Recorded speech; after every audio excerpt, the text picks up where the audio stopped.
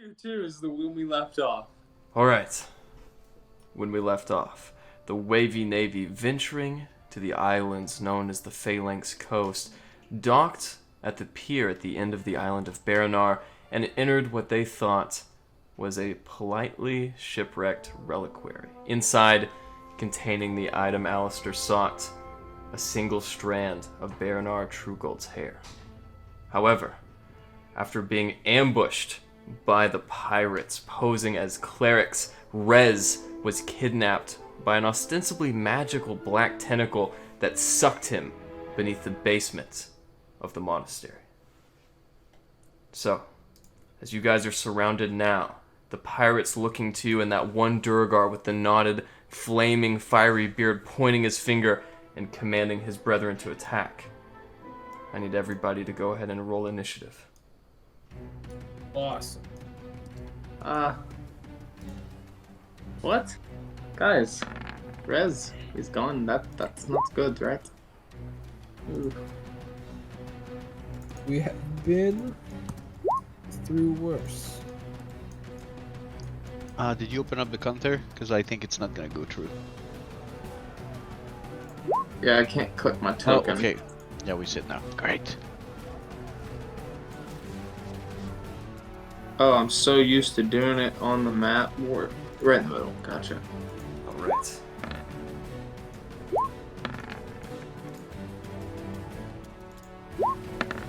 Good rolls. Alright. Well, Alistair, with your 20, it looks like you're going to go first. What would you like to do as these pirates and mock clerics take their positions?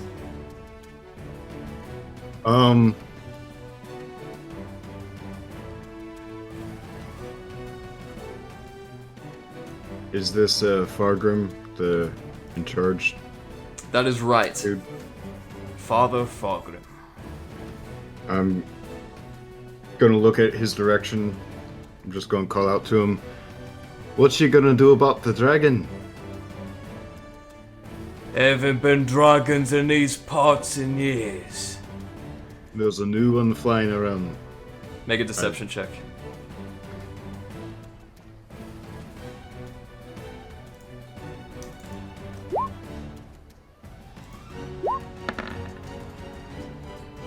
As you watch a single bead of sweat form in his dark gray forehead and evaporate, singeing into his flaming mustache, he looks slightly shaken. What else would you like to do?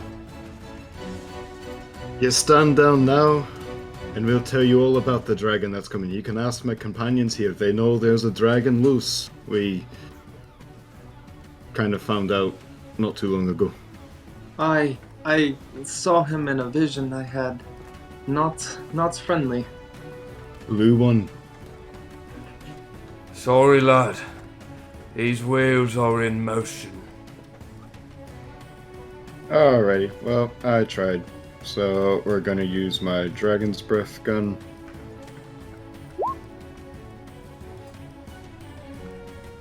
Alright, that absolutely hits as a flaming streak of energy strikes him in the left pauldron. He sinks down, and you watch as the hole in his clothing made repairs itself. Go ahead and roll for damage. And since that is my arcane firearm, I add a d8. Alright. Go ahead and roll your d8. It's an Nice. extra 4. With that, he stands back up to his feet. Kill them all. I'm returning to the basement. And with that, what else would you like to do? This pilgrim guy, he's against us? That's right. All of those guys are, you guys know, his allies disguised as monks and clerics. Alright, I just wanted to make sure he wasn't an innocent. Of course. Always good to make sure. So I'm gonna force ballista him.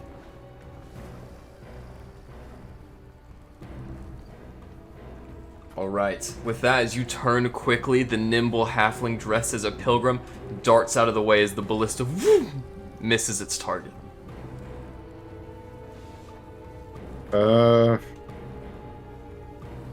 I'm just gonna take a step back next to Glenn, and that will be my turn. Alright, with that, Orlas.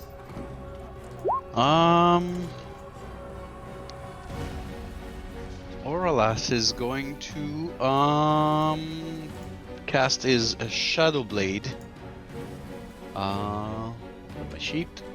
A little delay, sorry. Spells.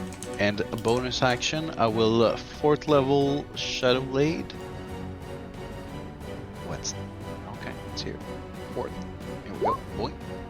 And, Now, Orlas, as you go about your turn, did you drink any of the bitter mead?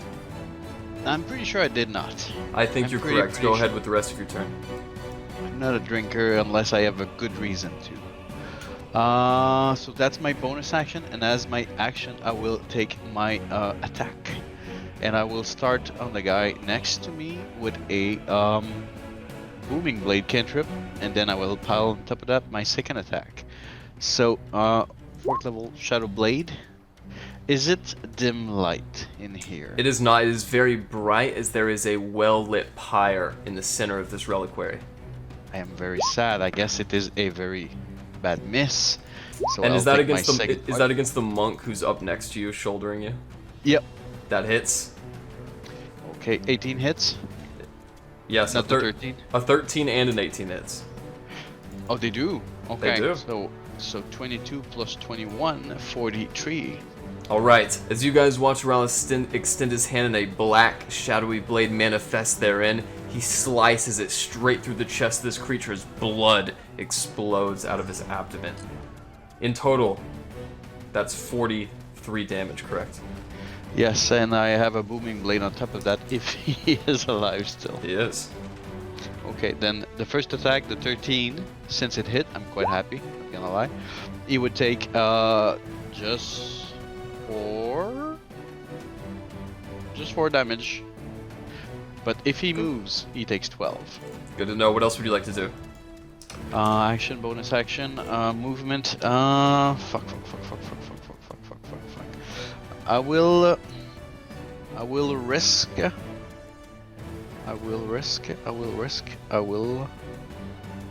I'll risk getting in the corner there. Oh no, I'll stay put. That's my turn. All right. Up next, the monks are going to take their turn. As the one up in the northeast corner comes down, he's going to look at you, Orlas. From the great fathomless! And as he extends a hand, you watch as a black tentacle appears right next to him. And next, he's going to fire an eldritch blast. Does an 11 hit you, Orlas? It does not. All right.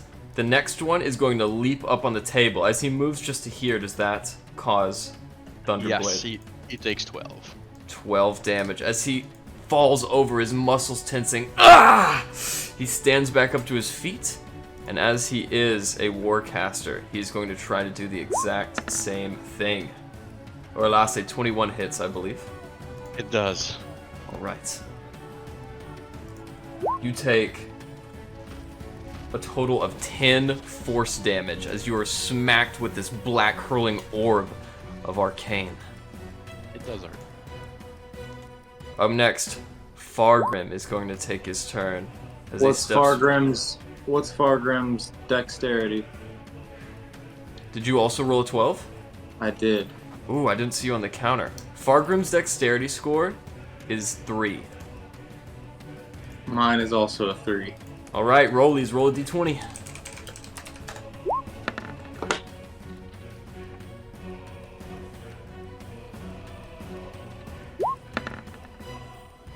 Let's go, boy. All right, it is your turn, Erland. Roll initiative again so I can get you in the tracker. Copy. You want me to hang on? Let me just click my guy. You're all right.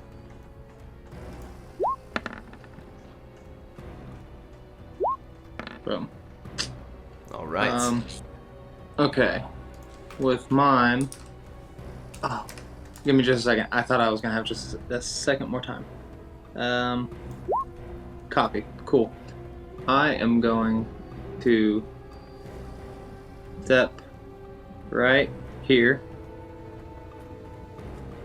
and use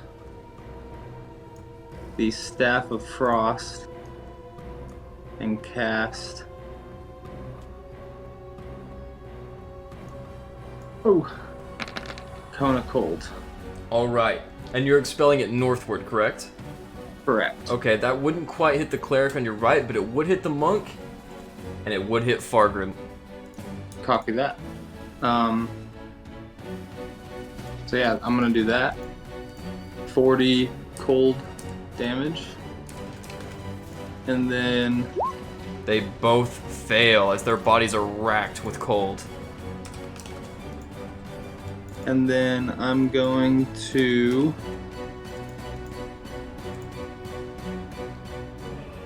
say, Orlas, that looked like it hurt. I'm so sorry.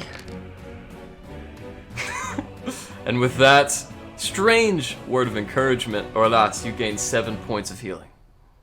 Hey, Erlon doesn't know words of encouragement, alright? It was appropriate. What else would you like to do? That's it. All right. Up next, Fargrim's turn. As he urges closer on his walking cane, you guys watch as each step he takes, it grows on the head until you guys see a massive crystal mace appear. Murmuring in his soft whispering voice, he says, "I'm sorry, boys. You never should have come here." Picking up one of those copper badges that plucks his cloak in place, he tears it off. And as he throws it in the center of the room, you guys watch as it turns into first a small lingering flame, and then a massive fire elemental. Immediately as the fire elemental grows to its full height, touching the arcing support beams inside of this reliquary, you guys watch as flame and cinder begins to spread until almost the entire roof is engulfed in flame.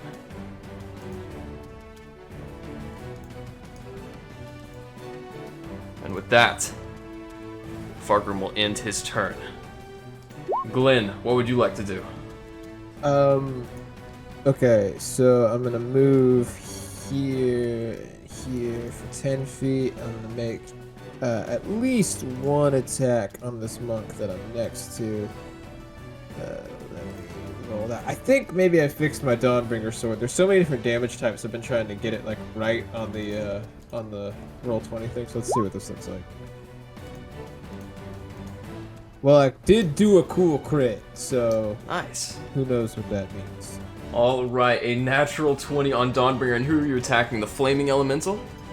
The monk next to me. All right, I'm not even gonna make you roll for any more damage because that first roll alone is enough for me to ask, how do you want to do this? Like Dawnbringer's still sheathed. I run past him as I am like moving to pass him. In one motion, I take it out, slice diagonally through the guy as I'm moving. All right. And then this elemental here, I suppose. Now that I'm right up next to it, I'm gonna roll my second attack. Okay, in the meantime, Larry and Rez, go ahead and roll for initiative as well. I'll get your token on the board, Rez.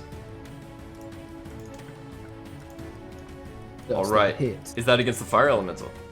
Yes. All right, roll for damage because that definitely hits as you sink in your screaming cold lightsaber into this firing creature, and a massive amount of steam is released. Looks like it already rolls. All right. 9 to 4. Very nice. As you do so, the screaming fire elemental. Can I ask, does the cold damage seem to do anything extra? Does it seem less effective than when I've used it before? It seems very effective. Awesome. So, With that, Larry, it is your turn as you are next in the initiative.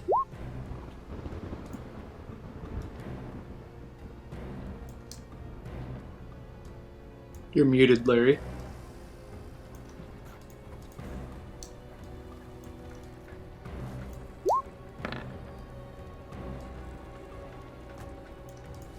Please pause for technical difficulties.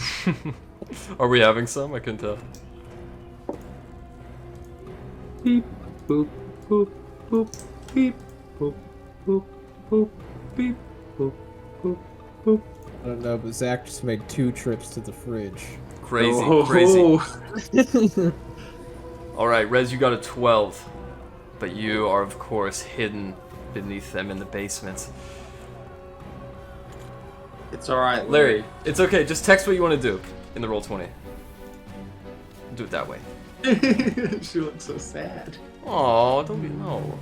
It's okay. Don't cry. No, it's okay. Everything's fine. I'm gonna throw her hammer. $5. Oh, the opposite ends of the spectrum. Wow. And who is that on? Opposite ends of the spectrum, huh? Man. Got a nat 20 and a nat 1. 2 nat 20s, 3 nat 20s in a row. Glenn's and Larry just rolled 2. On the fire elemental, you guys watch as this hammer hurls into the fire elemental and seems to do no damage until it returns and knocks its eyes and orbitals out in a blast of liquid magma. As they come back and return, you guys watch as more and more fire is coating this room. It's hard to breathe. And Larry, since you did drink the bitter mead and you did fail your Constitution saving throw, you take 1 point of poison damage. Is that your turn, Larry? Yes, okay.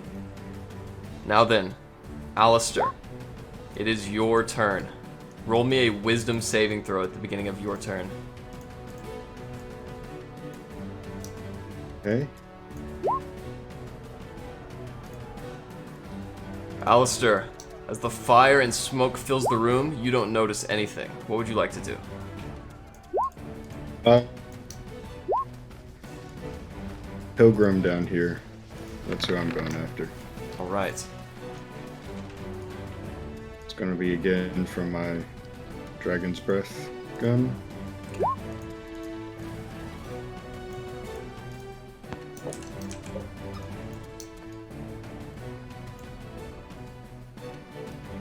So the highlighted areas on the map, that's the fire, correct? That is correct. That hits. Roll for damage. Okay. Here's damage, and then I'll add a d8. Nice. As the pilgrim runs in the fire, himself taking 2d8 fire damage, you add on to the conflagration as you fire your flame strike in with the arquebus. A massive amount of magma forms, and you have dealt in total 15, quite a bit of damage. 23. What else would you like to do? Alright, so is there any fire around him right now that he's not standing in? Not that he's not standing in, but there is quite a bit that he is standing in. Okay.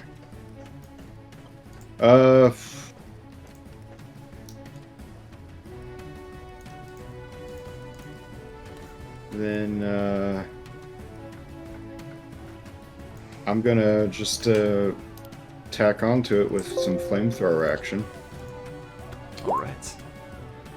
So that's a DC 16. Okay.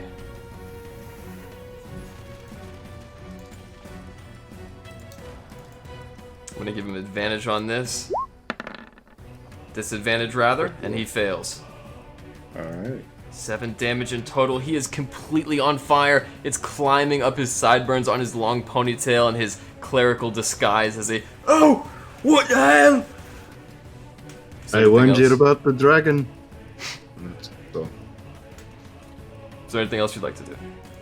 nope, I'm done. Alright.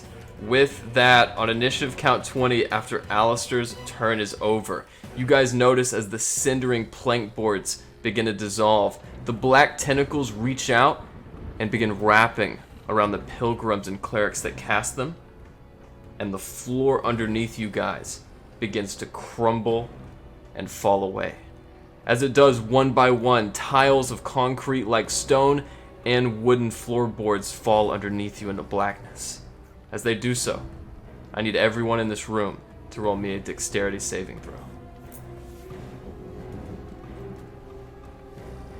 +1 to this because of my robe. There you go. Can you guys hear me? Yes, I Yep. can. Yes. Welcome. Yeah, there you go. How are you doing, Eric?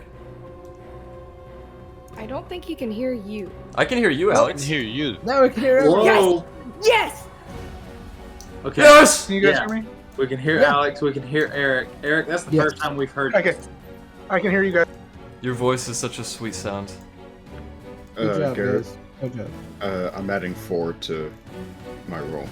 A wise Yeah, and I'm decision. adding 19 to my. You're adding 19? Yeah. So All right, just good to remember know. that. Thank you for that. So, Thank you. as that happens, the floorboards beneath all of you fall out. As you begin falling towards the ground, this cavernous open basement, Orlas and Erland, as well as Alistair, you guys will take this damage halved. However, the rest of you, as you fall 60 feet, are going to take 18 points of bludgeoning damage. As you guys look amongst the 9 for us, debris... Garrett. What was that? 9 for the rest of us. Yeah. Yes, those of you that succeeded. Could I take a reaction and cast? I think it is a reaction. Featherfall. You may.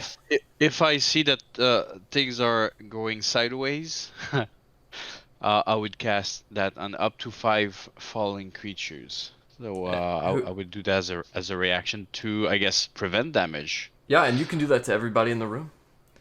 As you guys begin slowly falling down, the embering flames of the reliquary disappearing above you, you guys can see the pirates looking down, attached to the walls with black tentacles.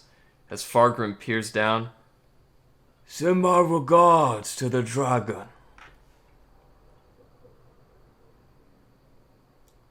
And you Is guys... it my turn yet?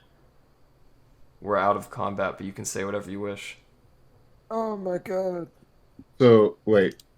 Did Featherfall happen? It did. Are we taking any damage at all? That would prevent it all, I guess. You would not take Or- any damage. Only Okay. Erwin, I guess. 1, 2, 3, 4, 5. I'll cast on everybody but myself because I feel my legs are gonna be okay.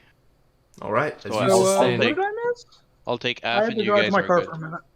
as you We fell sustain, through the floor. as you sustain 9 bludgeoning damage, you guys are now slowly descending atop the wreckage in the basement. And that is when we will go to Rez. Rez, as you have been flipped under by the trap beneath you, you find that black tentacle bringing you deeper and deeper into a dark cavern.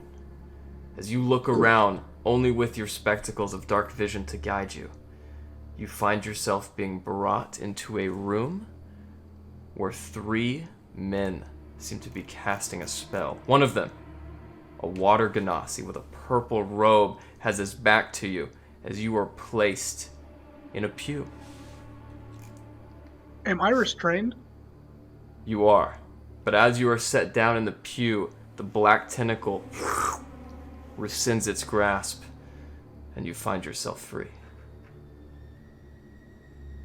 Son of Secula, great fathomless one, we come to fulfill the oaths of ancient wanderers. So as the tombs are lit, we shall provide an offering of carrion and flesh, in exchange for thine bountiful boon. Rez, roll me a stealth check. Oh no. Oh, that token looks so good. Yes, all of your new tokens are on the board.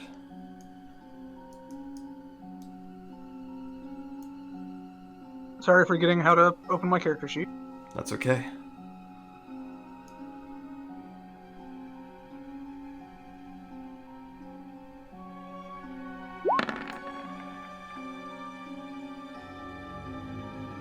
As all 2 of them are ambivalent to your location, the water genasi turns around. Oh, I see we have another vessel for sacrifice. Tell me, what is your name? Oh, there's really no need for sacrifice. I just popped in for a visit. Yeah, you don't need to sacrifice me. That's fine. Roll a persuasion check. That's what I would say too.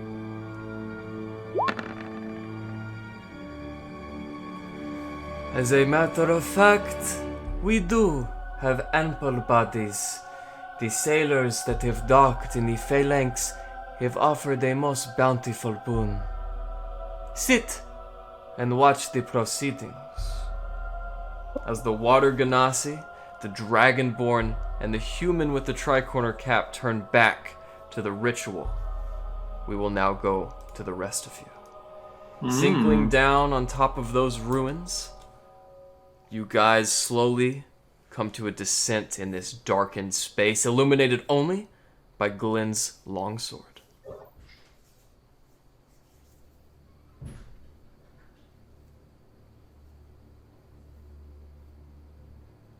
What do you all wish to do? Everyone okay? Can- Everyone cool? Can I Alright, climb let's- out? Alright, how are your legs? I'm okay, just a little sprain. Everything is under control. I guess the feather fall helped you guys out, eh? You were falling like bricks. Quick thinking, how hurt are you? Oh, I'll be okay. Keep your energies for what's to If come. you had to describe a points amount of damage you've taken, how would you what would you quantify it as? Well, from my feet to my hat, I would say knee high. That doesn't. I meant like a numerical amount. Oh, I say, like, numerical, I've got a bunch of lay on hands, so if you Oh, need anything, I could literally just put it on you. Well, maybe you give me. I would say I'll take a nap in 1 hour of fighting. Other than that numerical, hold on. Let me count. On 1 to 10 or 1 to 100. I would say 5 or 3. 3 is okay. Jesus Yeah, knee high 3. Christ. Never mind. I don't even want to heal you. Nine. You're not helping me. 9. 9 Nine? is the number. Okay, have 9 hit points that I'll give you with my lay on hands. Thank you. This feels good. The other three, Larry, Erland, and Alistair. As you land in this room, you notice something different than your allies. Instead of just a room combined with soot and rubble, you guys notice a massive, dwarven-made steel door to your west. This one over here. That's right.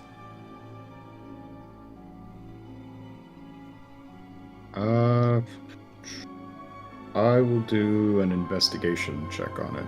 All if right. I could.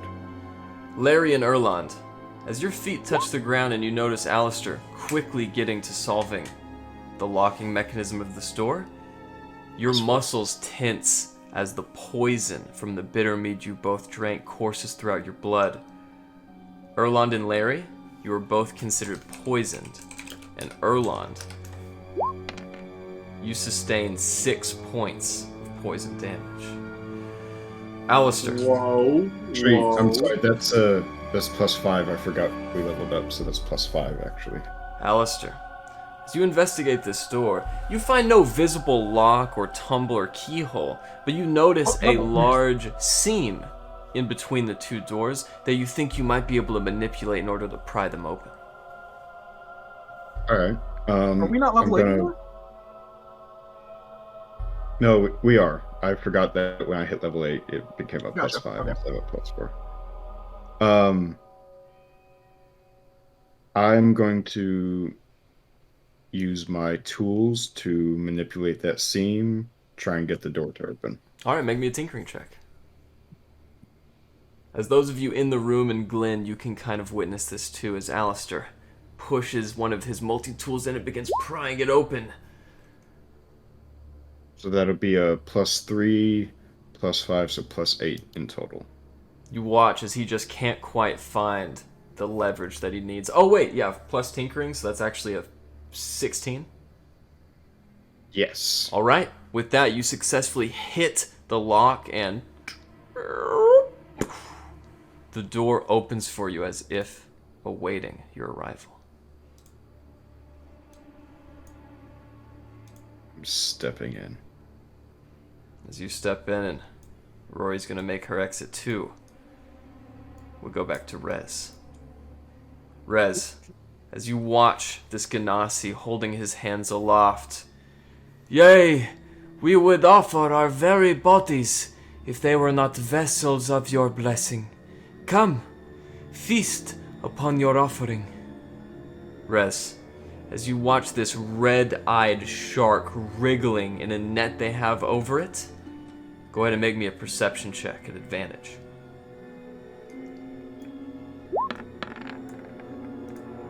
Poking its head curiously up from that deep, watery cavern, you watch as the familiar shape of an aboleth begins to poke forward. Ha! Ha! Very quietly I cast Sending. Alright, who is the target? I think we had special earpiece, did we not? Oh yeah, you guys have your badges, the 12 pieces. You can use one of those. You can cast message with those, I think, but this Not is... message. You would actually have to talk out loud, but you could send that message to one of your allies if you so wish. Okay, yeah, instead because I forgot about the pendants. So instead I will, very quietly, like while all this is happening, okay, where did we see the other aboleth? That would be. We saw that in Coppertop, right? That's right. Okay. So I'm going to just pull my lapel closer to my face and very quietly. Does everyone hear, or do I have to like pick someone? Everybody hears it. Hey guys, that is a fucking aboleth about to eat a shark. These people are worshipping it. Please come help me. With that, what would the rest of you like to do? We hear this? You do. Rez? Rez, where are you? Well, that doesn't sound very good. We should probably go help him. Yeah, it would be great if we knew exactly where he was. Yeah. Something tells me Alistair, he's behind is this fancy lock. So you reckon this is a reckon you can get through that, Alistair? I'm gonna. Alistair, as you get to this point, the illusion beneath you disperses, and you fall feet first into a pool of acid. Oh fuck! What's? Hold on, but I've got the Yellowbeard stone. That allows you to see listen. invisible objects. This was the result of a minor illusion. So it wasn't invisible, it was just covered over with illusory magic. Damn, you got. With that, you take 9 points of acid damage as your boots are coated in this sick liquid. Go ahead and make me a dexterity saving throw to see if you can get out.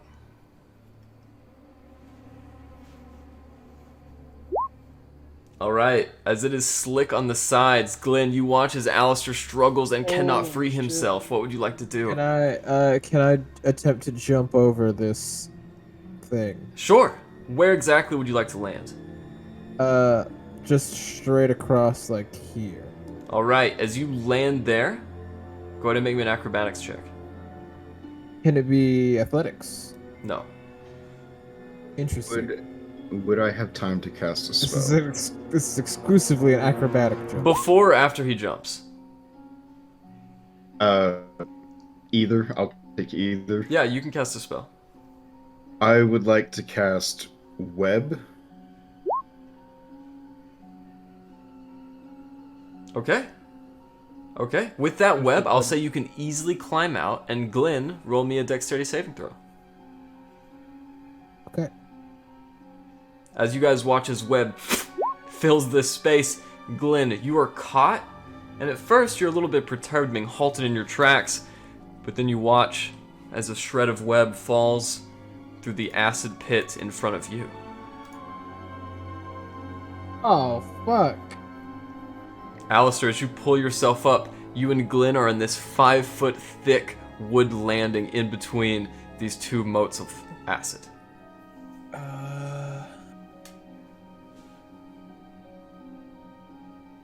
Alright, I have an idea.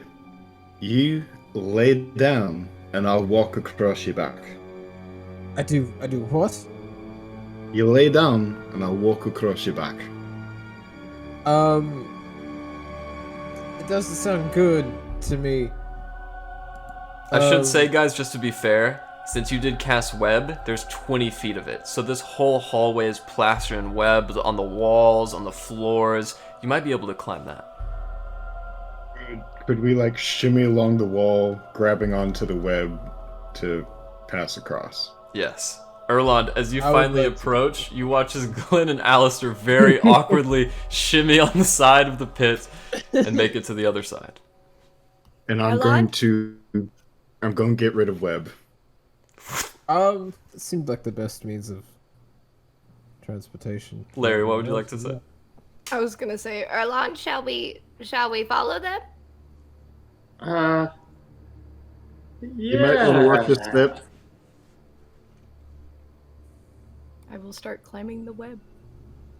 I got rid of the web, I'm sorry. Yeah, I don't know why he did that. I don't know why he chose to do Why? Why would you? Okay, fine. You know what? We'll go a different way. Erlon?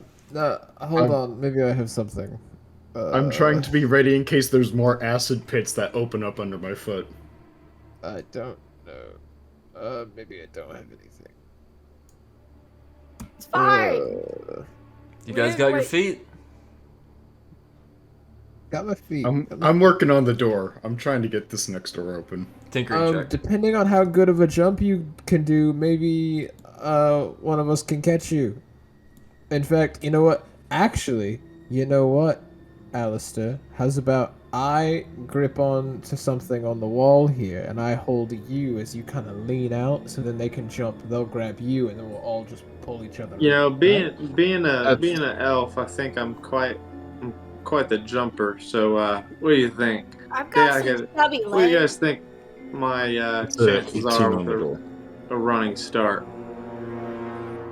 If you have a running start in D&D, you can add your strength modifier. Well, what's my jump? How do I know that? Let me look that up real quick. You're gonna fall in the second pool. By the way, that's an 18 on my Tinkerer's check to open the door. So your jump is equal to your strength score. So if your strength is 15, you can jump 15 feet. Okay, my strength is 10. All right, with 10, you can clear that first acid pit and land in the middle. Yep, If it's So successful. is each square 10 or 12 or what? If your score is 12, you can jump 12 feet, 10 feet, and you can obviously jump less than your maximum.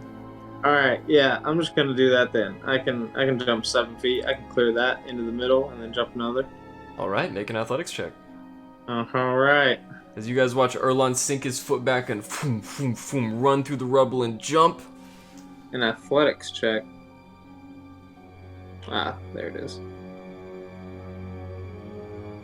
Man, that seems more like an acrobatics, but okay. Okay. Erlon lands pirouetting on his feet, a perfect landing right in the middle. Like a gymnast. Do you bow? I will. Look, And then I'll make one more. Alistair, did you roll a 10? I added, so that's a 10 plus 3 plus 5, so 18 in total. All right. Rez, as you hear a sound of a tumble turning and a door opening, you watch as these two steel doors open on their own recognizance, and you also see, as Alistair and Glenn appear, a bright splash of acid as Erlon lands right in the center. Ah! Help me! Help me! Help me! I'm going to use telekinesis to push Erlon between me and Glenn forward through the door into the next room. All right. Focusing and bringing you up, Erland, the acid drips off, but it doesn't quite clear. You still take another 6 points of acid damage. Ah, okay. And That hurts. I'm looking to see if the floor opens up under him. It does not. Alright, I'm going to step in then. That's on myself. Larry, Oh, hello. Yes, these are all of my friends. As they look back. Mahazrul, Green, take care of these trespassers. The son of Sekolah must not be disturbed. And as he goes back to casting his ritual, you guys watch as these two broad-shouldered pirates step forward. Alright, why don't you all just turn back the way you came? I'm bringing a Um, message. With me in the front, I'm going to... Where's it at? I have so many... There it is. I'm going to cast Guiding Bolt on him. Alright, as that happens, I'm clearing the turn orders. Everybody, roll for initiative.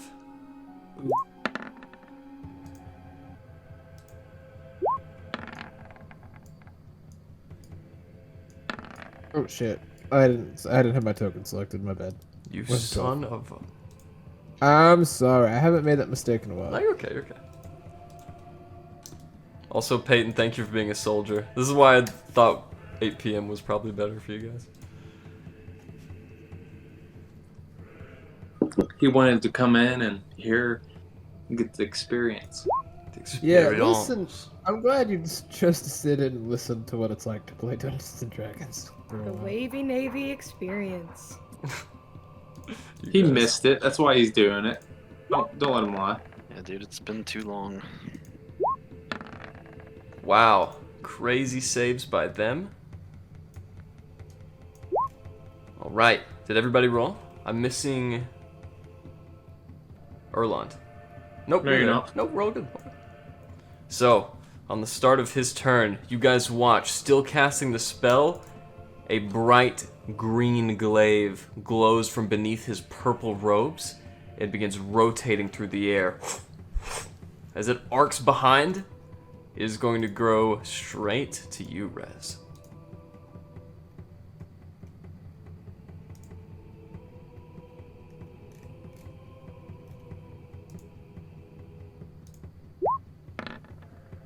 Alright, that hits. Rez. 100%. You take 9 points of slashing damage and 8 points of radiant damage as this green blade cuts through you, and you guys watch as seawater is thrown all over Rez. As that ends his turn, Aralas, it is your turn. Seeing all of this, I will shoot a fireball in a straight line above everybody's head.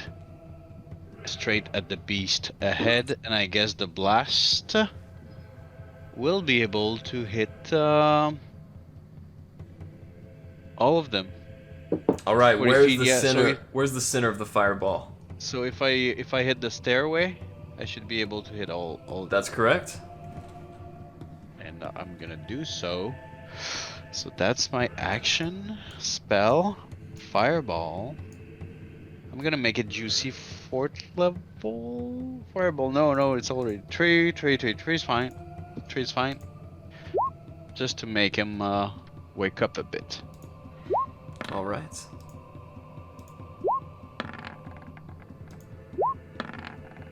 Two fail, but this human pirate, he succeeds. 27 fire damage. That ripples throughout the hall, blowing up and sending the aboleth retreating just a little bit. You have dealt a massive amount of damage. What else would you like to do?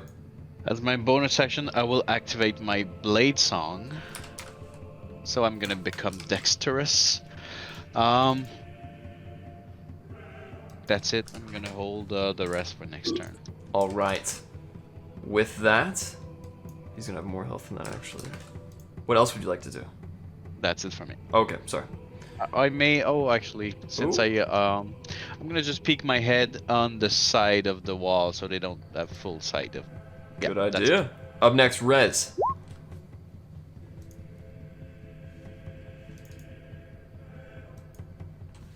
Rez, what would Sorry, you... I was making my dog's food. That's okay. Okay. I'm in a bit of a pickle. I'm in quite the pickle. To the guy doing the ritual, I would like to say, is his skin green? It is. Hey, Green Gills, straighten, wash your hair, you greasy fuck. And I will do a vicious mockery. That is a wisdom save, I believe.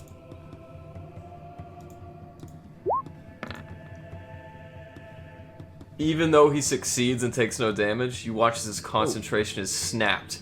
As he turns back to you, you guys watch as his hair begins levitating off of his head, water droplets falling throughout. You will regret your insolent tongue. Okay. Okay, and then I'm going to, Are you serious, Phoebe? Okay. And then I'm going to run.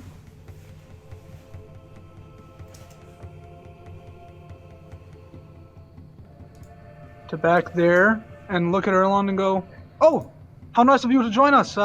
Kick their ass, please." And he gets a D8 inspiration. Alright. Does that end your turn? It does. With your D8 inspiration, Erland, and your attack from earlier, which did go through and did hit. Who are you aiming at?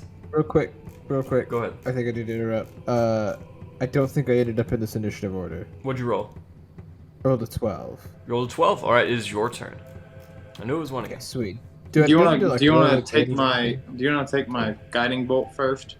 That'll happen on your turn. It doesn't count as my action, does it? Yep. Oh. Okay. It's your turn, Glenn. Okay, sweet. So I'm gonna move 5, 10, 15, 20, 25, and then let me check the distance here on... Oh, perfect. Perfect. I'm gonna cast Misty Step to teleport myself 30 feet, putting myself here. You're sitting right there. I guess so. Do I explode? All right. As you guys watch Glenn teleport and appear right behind this creature, Glenn, go ahead and roll me an Arcana check. And I explode. I was curious if that was something that would be a problem.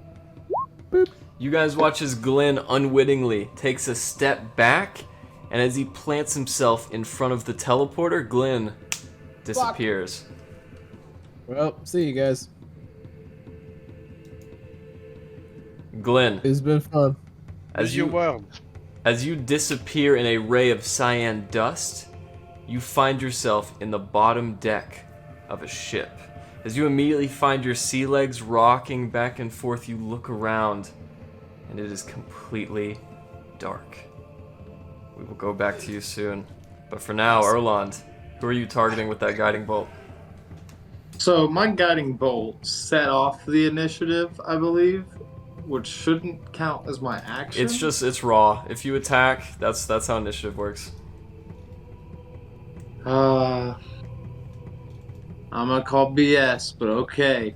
I'm attacking Mr. Gills. Okay. How much damage did you do? 10. Alright, as that catches him, now in the chest, and he glances at you, what else would you like to do on your turn? You also have inspiration. Well, yeah, I was gonna use that inspiration on another attack, but, you know. Play a fighter next time. Well, you know, if it gets back to me, I could die, but cool. What else do you I want guess to do? that's it. I guess that's it. Okay, turns over. With that, Alistair, as Erlon emits a devastating guiding bolt right next to you, you jump into the room. What would you like to do? Metagaming. So this green guy down here, he's the one in charge of things. He's the one leading the pack. You're not sure. He seems to be giving orders. He was the one that stabbed res, right? Correct. Okay. This seeker guy down here. Going to do the dragon's breath gun. All right, you adding anything to that? No, there's nothing I can add to that. As it explodes behind a column of stone-like concrete, the same that was inside of that reliquary as before, he ducks behind it and avoids the hit. Alright, bonus action, green guy, horse ballista. 23. That definitely hits. As you strike him in the chest, does this force him backwards?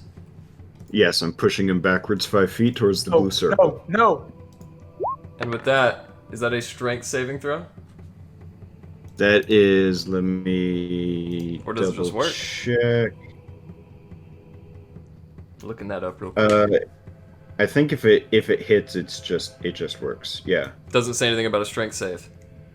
Yeah, if it hits, the target is pushed up to 5 feet. All right. As he is thrown back into the teleporter and disappears along with him, you watch as the two pirates share an anxious glance, and Glenn, you have another guest in your room. Huh. That's also 14 damage that he's taking. Oh yeah, that goes in. What else would you like to do now that he is out of the fight?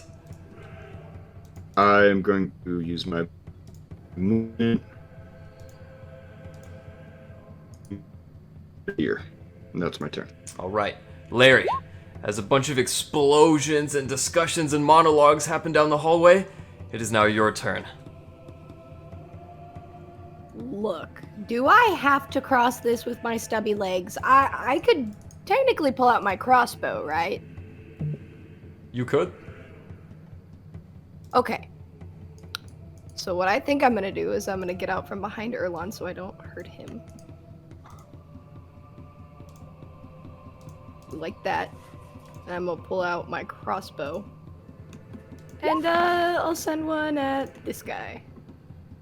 If I can. He isn't there anymore? Oh, my bad. The green guy Is he? is disappeared. Oh, okay. We'll go with this guy. All right. What is the maximum range on your crossbow? Do you know? It was like, yeah, it says 320. Okay. Well, that is actually a 14 because you're poisoned, but as it arcs through, it still finds its target. As as this bolt strikes him in the chest, his tricorner cap falls off. Blimey! And that's all I'm gonna do for now, I think. All right, up next, Glenn. On a 17, this green Ganassi is now in this waterlogged bottom deck with you. As he looks around, he's going to drink a potion that he removes, and as he does so, he stands up. So, would you like to live the rest of your days in this brig, or die by my hand now? You're muted. Can you guys hear me? But can you even see me, is my question. I can't see shit. Can you guys hear me? Yeah. Okay. I was muted. Yep. Is that your response to Glenn him? was the one muted. Yes. Okay. As he brings up his hand, he finds his glaive is gone. In an array of frustration, he is going to cast Compel Duel. Ooh, awesome. Glenn, That's make a super fun. wisdom I saving couldn't throw. save. Yeah, I used this spell about 1,500 times and it never worked. Alright, you defeat it. With that, I need Taj to go ahead and roll a perception check. Taj Mahal.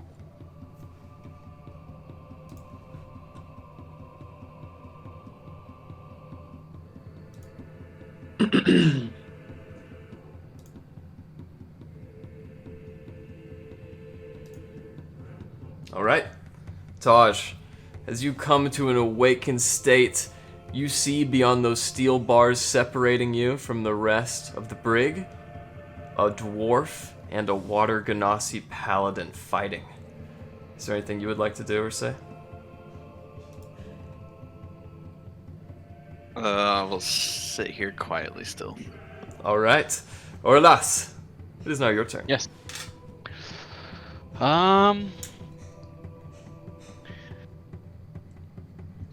Okay, I think it's time to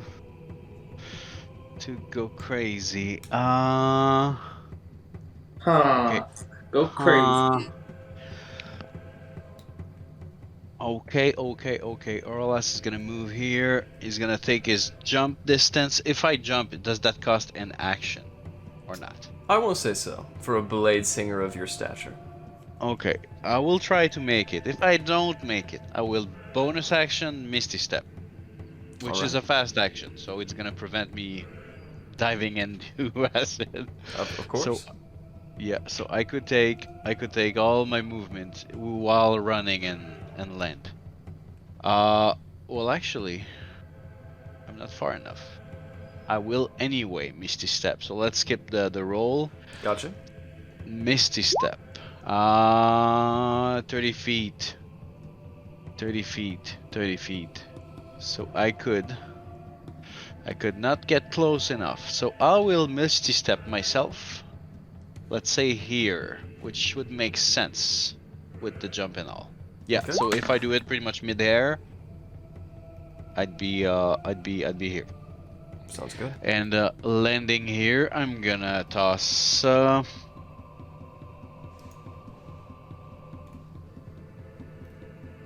shit. I don't have a lot. Action. I'm gonna fuck, I don't have a lot. I don't wanna nope. Okay. I'm going to chill touch. I'm gonna chill touch the guy south so he cannot get any healing. The hat allows me to do so. Does a 13 hit? It does not. Okay, so my chill touch will miss. Oh, actually, it did hit. It did? Okay, 6 necrotic only, but he cannot heal back. Alright, as you grip that Dragonborn's hand, you watch as it does no damage, and he just kind of shrugs it off. Okay, that's my turn for now. Alright, now, it would be your turn, Glenn, but I skipped their turn in the order, so it's going to be these two pirates. As they step forward, eyeing the closest one to them, they are going to begin to attack. As one runs up, throwing an Eldritch Blast, hurling it at you. Alistair, does an 11 hit? No, it does not. Alright. As his turn is over, the next one is going to run up right alongside of him. And as he extends his hand, you watch as a black tentacle extends from the vein in his right wrist as it reaches out and tries to grab you. It's going to be an advantage. A 23 hits, I believe. Not if I cast shield. Okay, as you cast shield and it wraps around trying to strike in from every direction on your orbiting shield. Both of their attacks are ineffective. As they look at each other and look at you. Please, don't kill us. We surrender. We yield.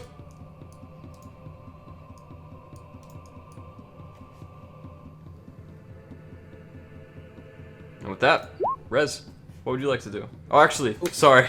Glenn, Yes. you are toe-to-toe in the bottom deck of this ship, squaring off in the dim light of your sword against this water Yes. ganassi. And now I'm going to tell you that I can't see anything. I've been looking at a black screen for a while. There we go. There we go. Now I know what's going on. Awesome. Awesome. Okay, so toe-to-toe with this fool. My Lunging screen forward. is also black now. Getting in his range. It's fine. I'm going to make 2 attacks with my my big cool sword, but Dawnbringer. Blam! There's one. All right. Not a great one. He parries the first one, and as you reach around trying to riposte in the second one, he just blocks it away with the back of his hand. Ooh, shit. You have So taken your oath to a petty deity. Let me guess. Something in the Moradin summon?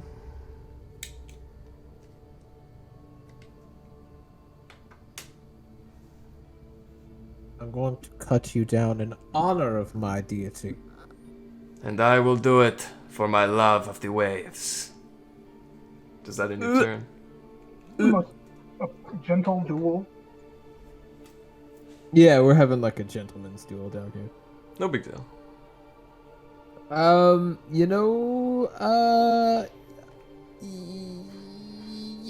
What did I do? Can you? I did 2 attacks, right? That's what I did. They both missed. They both missed, right? Yeah. Let me look real quick. Bonus action. I'm going to cast Shield of Faith on myself after telling him that I was going to kill him in honor of my deity. And a shimmering field appears and surrounds myself, a creature of my choice, which the creature is me, and I get a +2 AC for the duration. All right. Going back to the party now. Rez, as you look out and see these 2 pirates groveling, we are out of combat. I would like to cast Detect Thoughts on Bosun Green. All right. Does he need to make a wisdom saving throw? Not at first. I just want to get his surface level thoughts. And then maybe I'll probe deeper. Oh, I guess it's either them or the captain that kills me. You know what? Yeah, I'll probe deeper. And he's got to pass a DC 16, I want to say wisdom save. And either way, he knows what I'm doing. Get out of my head! Get out of my head! Oh, don't be so upset. Come on, what are you guys doing down here, huh? Leave the poor old man alone. I will tell you what you seek. Well, just tell us what's been going on here. I thought this was, a reliquary. Now I find it's been corrupted by pirates. Wait until you see them. They will break you, like they broke us. We were seamen like yourselves once upon an era, and we encountered a ship. Not one piloted by man, but by the dead. It rended us, robbed us of our souls. Now we must pray to these things for safety. And if you don't... Would you allow Aurelas to jump through that conversation and get into the portal after a bit of time as the situation settles? Yes. To help Glenn? Absolutely. I'm going to be doing that. As he walks by, the Dragonborn looks up at you and takes a knee. And if we don't, they will come.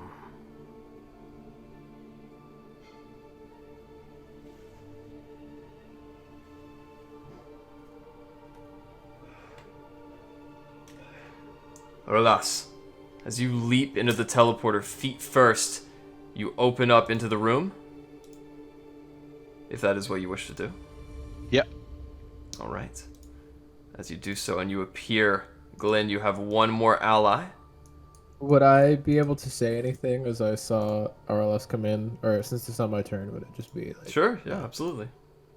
When I see RLS come through, I'm going to tell him to back off, RLS. Let me try. Of course, I will be right here if you need me. In the meantime, Rez, it is still your turn. Is there anything else you'd like to do?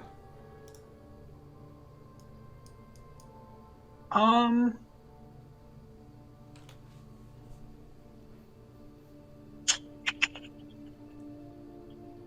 I've seen them... Like, how deep is the water here?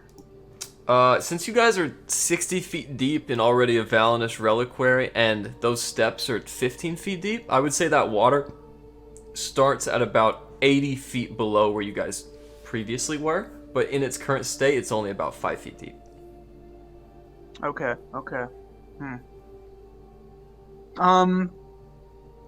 Yeah, I think I'm good. That'll be my turn.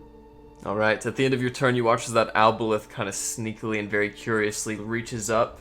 As it reaches its maw out of its mouth, its teeth grab the shark, and in a massive flex of predatory strength, whisks it alongside it down into the deep abyss. Rez, So, after... like, what the fuck was that thing? Huh? That is our patron.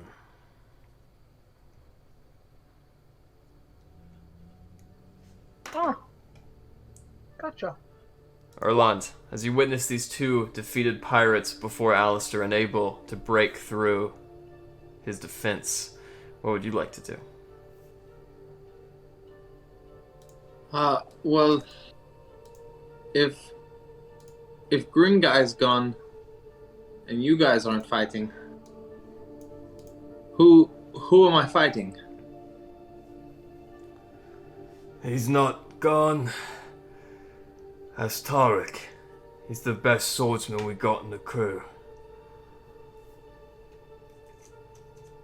Was that the Green Guy or the big guy? The green guy. Well, Green Guy's gonna die. Right this way? Hey, he's dead. Not yet. Trust me, I know. Right, we're coming here after killing a dragon and a god, so I feel like our friend down there is gonna make short work of yours. And with this, I am going to. Oh my! I don't know where my character sheet went. Give me just a second. I'm going to. I'm gonna take one of the gems off my robe and toss it up over by them, and I believe that is a magic missile at 5th level. It is.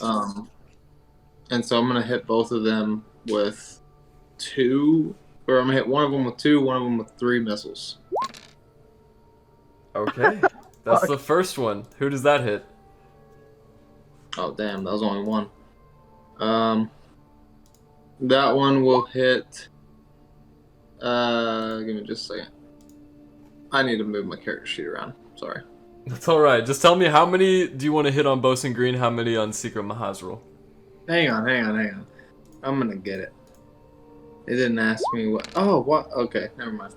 Okay, 1, 2, 3,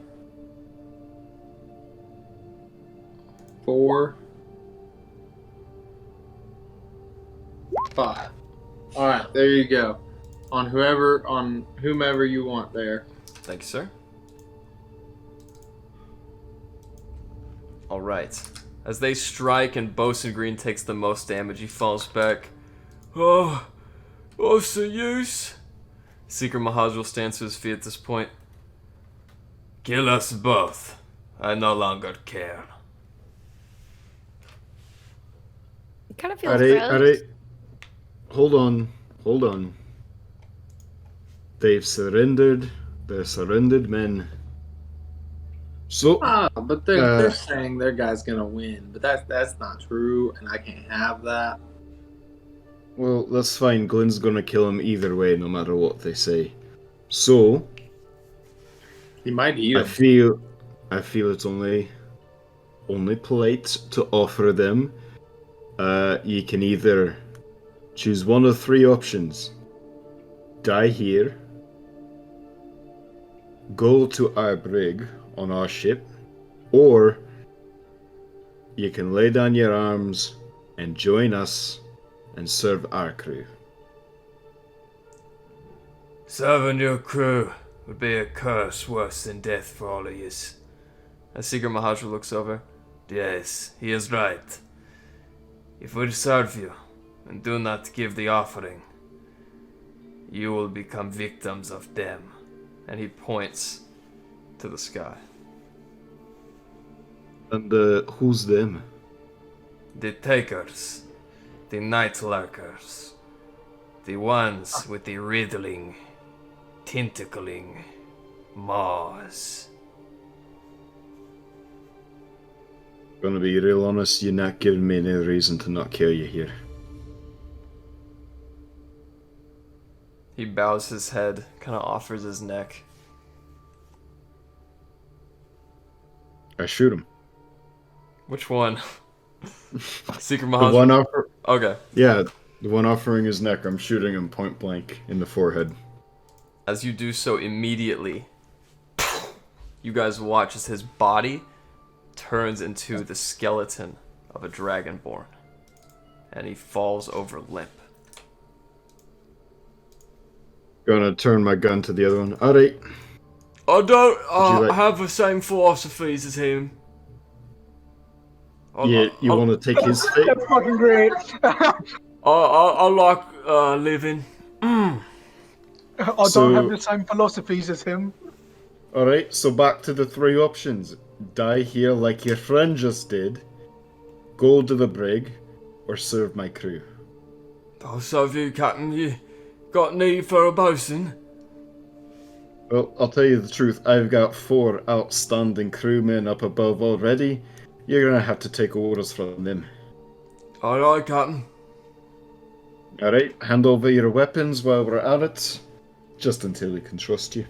Alright, here's me flintlock. He takes it off the leather pouch. Here's me cutlass. Here's me other cutlass. Here's me dagger. Here's me mace. You want all of them? I'm holding out my bag of holding and just, passing them into the bag. Alright, good. I've got 4 darts.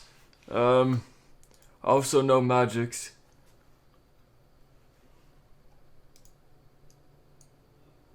So that was a flintlock, 2 cutlasses, was it? 2 cutlasses, 4 darts, A mace. a mace, and 3 daggers. With that, Alright, very fine. On your feet. hey, as you guys get your bearings, and you know Bosun Green may not serve any threat at this juncture, is there anyone who would not like to enter the portal? Are we all going into that portal? There was an aboleth right there, and I don't really feel like getting any close to that thing. I guess I've got to jump across this thing now. Hey, where's Larry? I'm over here contemplating my choices in life. You hear her voice echoing from behind the hall. Okay. How do I jump across? Make an athletics or an acrobatics check. Or you could even get Erwin to just walk straight through it. It wouldn't hurt Erwin, would it? It would.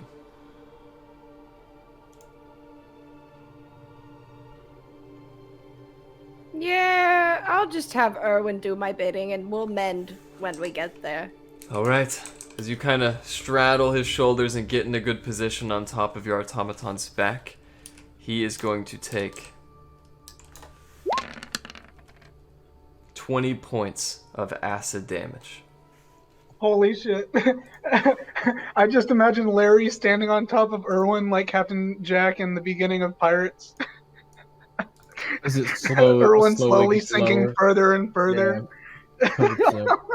As Okay. Erwin gets to the very end and emerges, you see, Larry, that all the protective plating that the gnomes added from its feet up to its wings have just shredded off, revealing the chassis that you originally constructed. Well, we'll start from scratch. Pushing your way in now. Okay, guys. So what is the plan? Oh, I grabbed my pendant. Glenn, any updates? Oralis, any updates? Can I even hear that? Yes. I can. Yep. And so can... In We are kind of safe. Take your time. Glenn is rocking this man's face off with his sword. Not Oh, true. guys, We're in a gentleman's duel, and it's at a You guys all hear stalemate. that? You guys all hear that? Let's go. And I jump in the portal. I want to watch Glenn fuck a guy up. Rory goes with you? Oh, this is gonna be really disappointing when I get my ass kicked in front of everybody. The second I jump in, get in there, can I cast haste on Glenn? Absolutely. 1 second, though, as we get the initiative back up. I'm gonna have Erwin repair real quick before before we jump in together. Good to know. Go ahead and roll 2d8 plus 2. I'd like to give a mending to Erwin if we're taking a minute. Okay, I think that heals him 1d10.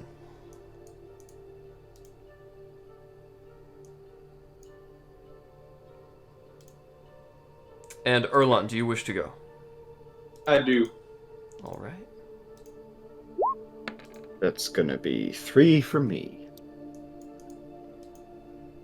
With an added health, kind of repairing and riveting some things with your multi-tool, Erwin looks down and... obviously in pain.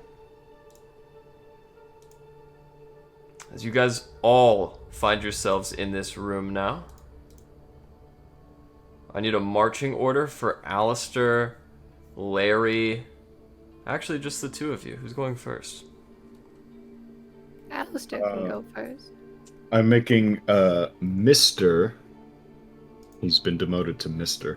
Mr. Green is walking in front of me, and I'm holding him at a slight gunpoint because I haven't fully gained his trust. I'll do it, Captain, but you're not gonna like this.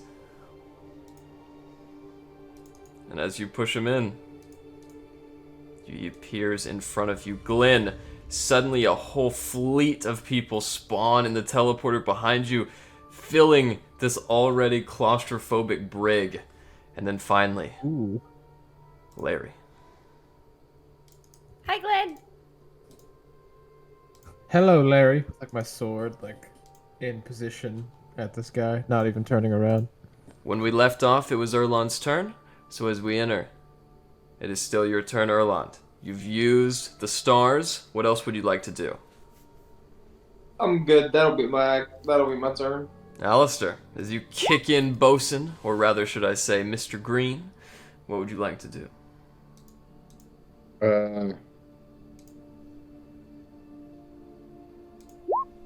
Gonna tell him to go over in the corner, but for my action...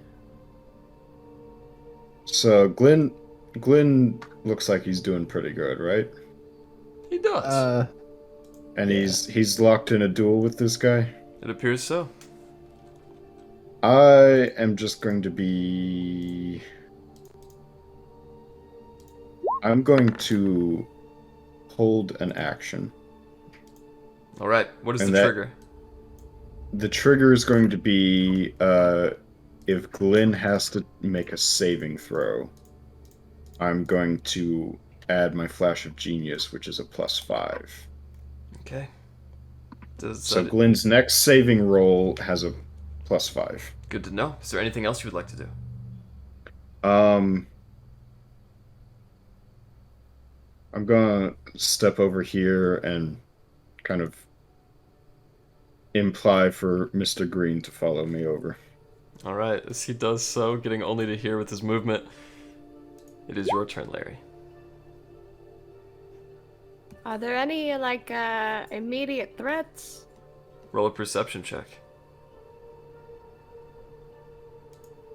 Dark at a gauge. To your left. Or right, I don't know. He looks friendly. As you glance over to Rez instinctually, you see behind his shoulder and the shoulder of Erwin 2 red eyes far apart. And as your eyes focus, you see that they're on the head of a hammerhead shark. Okay.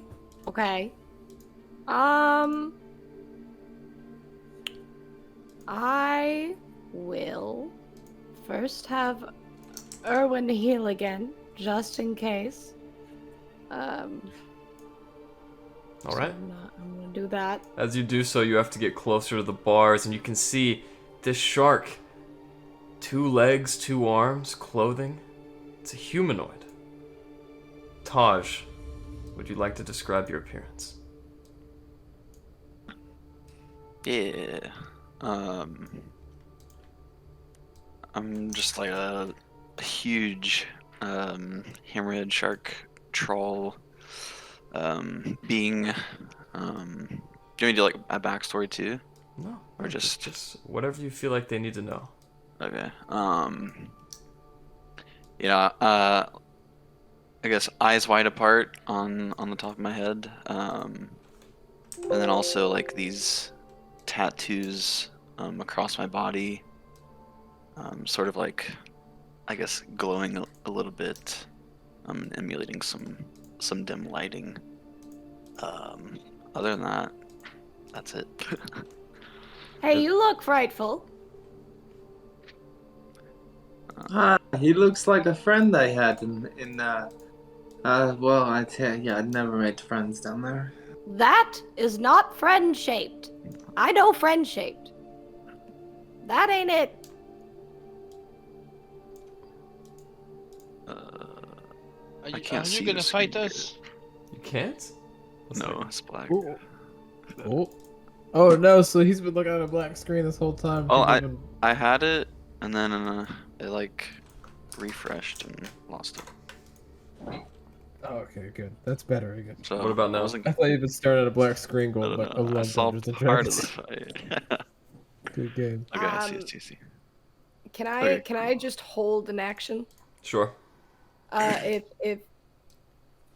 this scary guy hurts any one of my friends, I would like to throw my hammer at Okay. him. Yes. Yeah, Phoebe, I know. Throw the And dog yeah, instead. that'll end my turn. So Okay. When they came in, was I facing them or was I like? Yes, yeah, you saw them each come in, spawning on that portal one by one. The same portal Okay. where you saw... I was gonna spoil your backstory. Same portal where you saw the man in the purple robes, the green water ganassi appear. Larry, is your turn over? yes. Alright. Orlas, what would you like to do? I will just block the path. Actually, here, and I will be looking at the shark man. Oh wait, that's a jail wall, correct? It is. He's locked in. Large Oh, steel then bars. I don't care then. I'll just cheer at my friend Glenn. All right. Okay. That's it for This is me. fucking sweet. Can I just say that this is rad? Just fighting a man in a jail. Alright. Good. What would you like to do on your turn, Rez? Oh no, it is. Sorry, it is Glenn's turn.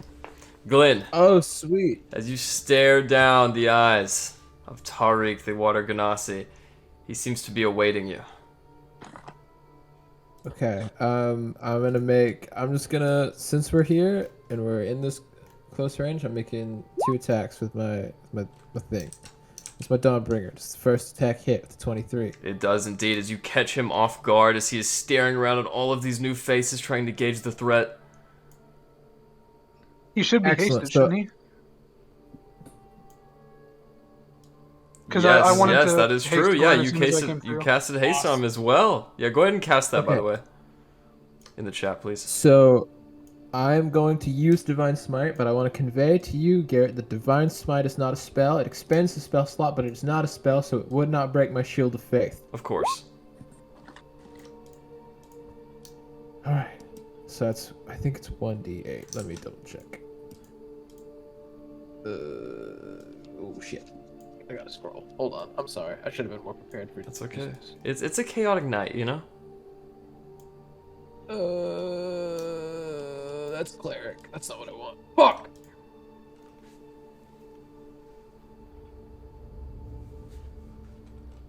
Okay. Divine Smite. Yes, it. Oh, wait, no, it's. Okay, it's 2d8. Hell yeah. So slash roll 2d8. So there's Divine Smite. That's 8 points of radiant damage. And now I'm going to roll my other 2 attacks that I get. Because I get 1 bonus attack, right, with haste? Correct. Okay. So there's my second attack. Does a 16 hit? It does not. But the 18 Okay. does. I did not roll an 18. That is the damage for that one. Oh my lord. Okay. With that, Yes. as you strike him again, as he assembles third his glaive, it is still manifesting in the air. by the time you give in your second strike. And with that, you deal a total of 44 slashing and radiant damage. As you cut him up, he looks at you, seawater flowing out of his body. That was pretty good.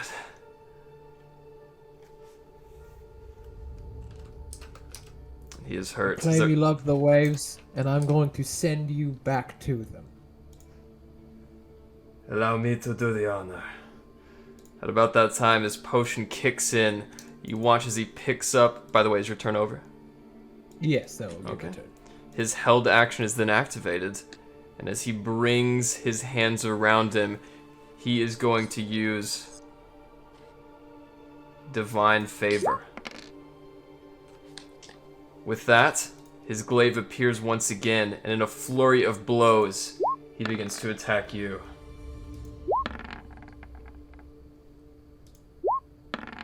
Do any of those hit? No. As you miss him with all of those. He's got a +4 to his AC. Yeah, I'm going crazy. As you're dodging all the hits, you watch as he steps back. Green, you insolent cur! Do you know what the captain will do when he finds out? And as he backs away, you get an attack of opportunity, Glenn. Oh yeah, I do, and he may not even back away depending on if I hit it. Because I got Sentinel.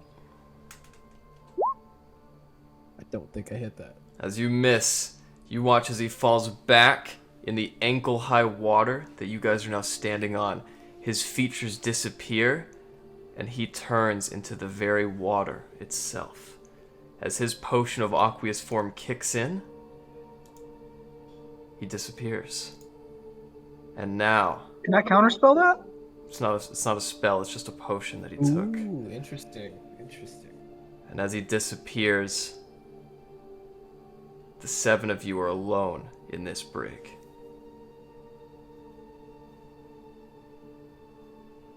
Damn. Hey, who are you, guy? This is my newest recruit to my crew. Oh, is No, that who no. we're talking to? This shark-looking guy. Is that actually a head? Oh, shark. Got it. Should do a very deep grunt item. Yes, Rez, there is a shark man just on the other side. Be careful. I don't know where he is looking right now. Rez, I dare you to poke it. Wait, are we all underwater right now? No, it's just up to your knees. But the Okay, guy okay. melted away. What's the is it like dark in the room? It's extremely dark, pitch black. The only light is from the portal beneath you. And as you guys Oh. are sitting around making out... Would you allow me to cast a bonfire in the south corner? East If it corner? was on the ground, it'd be underwater. Alistair, I- do you think you I could can actually- turn my necklace into a light? I can actually raise it up. Okay. So is there like debris and stuff on the floor in the water? There is a towing cable on the floor. There are also 3 buckets of mostly emptied and sodden gunpowder. I'm going to collect the gunpowder and the tow cable, and the buckets the gunpowder's in, as well. Is there anything shiny? Is there a rock? There are many rocks.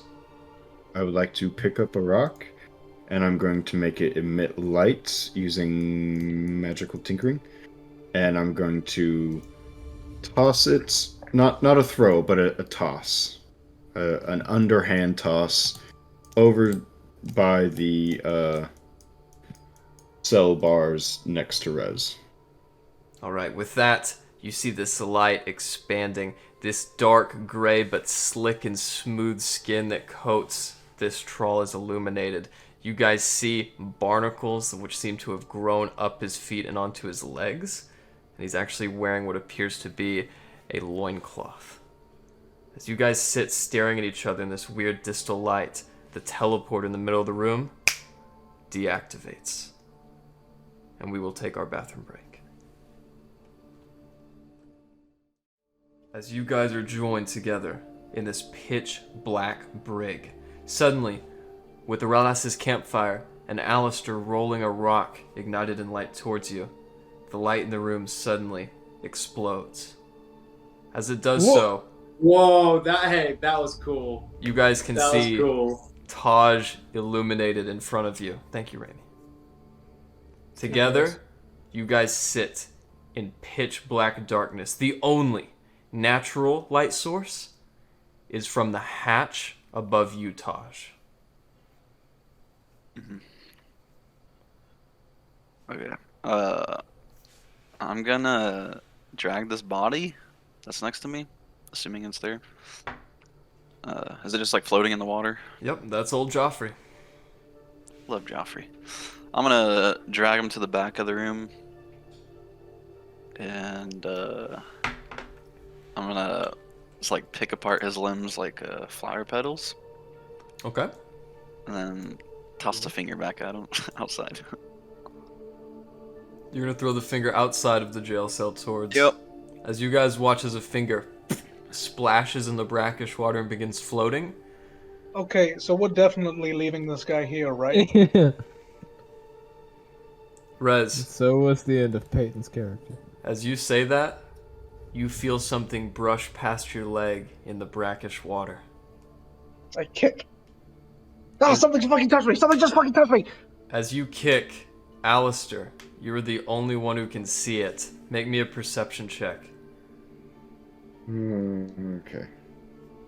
And I sense that in the jail, so. Yeah, you see it. Alistair, as it flies up, you see a writhing tadpole. As it arcs out of the water, it disappears underneath. It's just a wee fish. Little tadpoles touched me. swimming about. Is It's that the fucking first touched my time leg. you've had to say that? Okay, calm down, Alistair. I just turned a man into Just water. saying, you claim to come from nobility. I You know do. what they say. I've heard the stories. What stories are you referring to? My crew is a safe crew, Rez. It's alright. You can open up. Yeah, and I'd like to know what stories you are referring to. Mostly cannibalism. First off, you made that up. I don't think I did. You 100% did. I don't recall that, no. While they're talking, I'm gonna toss an arm over there too. Okay, guy, what are you doing throwing limbs at us? Wait, you got any heads? I'm gonna Don't- take don't- a big whiff heads. of the blood, just, and then kind of jog over to the bars here in the cell. What are you even are locked up you? for, anyways? How long have I been here? Who are How you? should we know? You're We've asking only us? just gotten here. I'm gonna go with 3 days. Oh, he's confused. Well, it's only because you can only look in one direction at a time. Yeah, I'm gonna put one eye on one person, then whoever said that, I'm gonna put the other eye on them, Oh, hello. and then just I blink. don't know, this is actually quite useful. Someone who can watch out front and back at the same time. I am No, that is Sheriff true. Harple. Who are you? Name's Tosh. Tosh. And I'm I heard a Dr. comedian Glenn that's had that Koenig, name. Esquire. You're a doctor? And an esquire? Yes. Wow. Yes. It hasn't come up yet. I'm Lord Rizalmion Crawford Vegetarian IV. Dr. Esquire. Really cool. I'm gonna take a. I'm just gonna like wipe off like, I guess like blood and like dirt off of my, like forehead and like chest, and when I do that, I have like a, kind of like a bear claw slashing thing, which is one of my tattoos across my face, and then also just like a bear like paw on my chest. So those are like the two tattoos that I have illuminating. Glenn and So Alistair, what? you know these to be magical tattoos, usually bestowed to sailors. Yeah, You, seafaring uh, sort. Yes. I am. I am glad. I'm glad for you, Glenn. I'm very glad for you. Well, I've heard of all bears, but never of bear sharks. But Taj, are you a seafaring man? Obviously, you he's say? a shark. What did you say? Are you a seafaring man? Shark? Beast? Yes. How would I you am like now. to be referred to as? Just call me Big T or Taj. Big Okay, T. Big T. Okay. Big teeth it what? is. It's great because he even kind of looks like a T. Okay, so okay, Big T, what did you do to end up in this brig? To be honest, I don't know. You know what? That's Yeah, fair guys, because I'm gonna be honest. I don't trust that. How I got here. I actually hyper trust that because I also ended up in here completely accidentally. Yeah, but you see how you're on this side of the bars, and That he's on is that side of the bars. Rez, just get inside of his mind and see if it is true. But you know what's I cast interesting? detect Is that, thoughts. what's What? interesting is I don't know if I'm inside the bars or if he's inside the bars. Well, when most of us are on one side of the bars, he's on the other side of the bars. We don't know. But we don't know both who is found trapped. ourselves- Two things. One, We've Larry, roll a stealth check. And if you did not stealthily suggest that, I will give Taj advantage on the wisdom save. I did try to whisper it, but, you know. All right, that didn't work. Taj, make me a wisdom save at advantage, please. Whispering when you're like a tiny kobold is pretty interesting. When your voice sounds like this, it travels. All right, Taj, you fail. Well, he doesn't need to make. He doesn't. Okay, yeah. Okay, never mind. But if he does, Yeah. So, like, what are your surface thoughts, Taj? Like, just very surface level thoughts. Mm-hmm. My character is a side character. out of character. Okay. I don't know. I just I've been in the dark for who knows how long now. And y'all just kind of teleported in here. Kind of Kobold looks scared. delicious, admit it. Kind of scared. I just had this body next to me. Kind of confused. Oh, Rez, guys, what's he he's confused. thinking? He's confused and scared. Oh, well, we gotta save him. Yeah, now Maybe I'm he is compelled to red help him. shaped after all. I'm confused and scared all the time. You know, Big That is T, very true. Yeah, hey, uppercase. that body there I see behind you, does it by chance still have its head? Do you want it on the body or separated? Just the head's fine. I'm trying to rebuild my collection. I lost quite a bit. It's a long story. Oh, it's fucked up. You've got a new best friend already. He's Give already me, willing give me to one separate second. limbs. Alright, I kind of waddle back there, splashing in the water. Does he have legs, or is it just like a fin? Yeah, I Oh. got legs. He has legs. You got legs? Yeah, Big T got legs? he He's does got have legs. legs. Yeah, I just go in there, freaking rip the head off, I guess, and then come back with it, holding it by the hair. All right, you guys see the head of an elderly humanoid man, pale skin, his face in an eternal gaze of absolute terror, and Taj is holding it by the white tendrils of his beard. I'm gonna reach my my mechanical hand out to take the head. At about that time, just as your fingers touch the head, you guys hear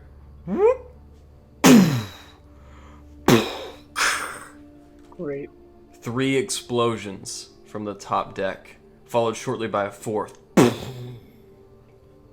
You guys can roll me an insight check or a perception check to gauge what these sounds are. While that's happening, can I try to figure out how to get Taj out of here? Of course. It was just one bloody head. It's not a big deal. By now, Glenn would have eaten that person, so I think I trust Big T. You know what? It's actually interesting that I'm finally getting the cannibalism jokes that I deserve. Yeah, it happens to me once. and I've gotten all of it. Yeah, you did it accidentally. I did it on purpose twice. All right. I can forgive someone Yeah, that on purpose, cannibalizes their friends on purpose. I cannot forgive an accident. Alistair and Taj, you were both convinced What does that mean? that you just heard cannon fire. Right, we're taking fire. Hey, you don't think they could be firing at our ship, do you? Oh, Big T, fuck. you got a way out of this because I just got me a ship and I don't want to lose it. Well, if y'all back up, I might break out. You haven't Oh, done that already? Can I try unlocking the cell? He couldn't tell where the fucking cage was. He's It's dark in here. confused. Yeah. So let's It's give him dark in his here. space. Big T, Everyone, the floor is everyone yours. back up. There's no. It's all you. There's all no you lock. uppercase. I just opened the door. Unfortunately, it does not open. Dang. If I use heat metal, could I soften the bars? They could be softened that way, yes. But it would If only I- be it would only be the space of about 5 foot. If we both I used could heat cast a metal, could it bonfire just to melt the accelerate the bars? process. Yeah, what if we both use heat metal? It's a good question. So, What- okay, Larry and Alistair, you both want to use heat metal, correct? I have a pitch for you. Go ahead. We both use heat metal, and then I use telekinesis to try and like pull the bars to one side to make a gap for Big T. You could make a gap, but it wouldn't be quite enough space for uppercase. I cast Dimension Door into the cage. All Hey, right. Tosh, hold on to me and just do what I want to do. And I cast Dimension Door and we're on the other side of the cage. Do you comply, Taj? Comply. All right. To trap. So you guys are now both on the other side of the cage. The hatch was overlooking Taj's side. So you guys are now separated from the hatch by a jail cell wall. Fuck, I told Wait, you. but We're in the cage. I said that. I said to you guys. We are. I just went. Larry, give me You're a hand. kidding. Okay, can Uh, we just use like our tools and just open the door? Yeah, Caps lock. can we You can we think you just can like get back in I there? Like can we just be civilized like people. I just cutting out wasted both bars? of my 4th levels on that.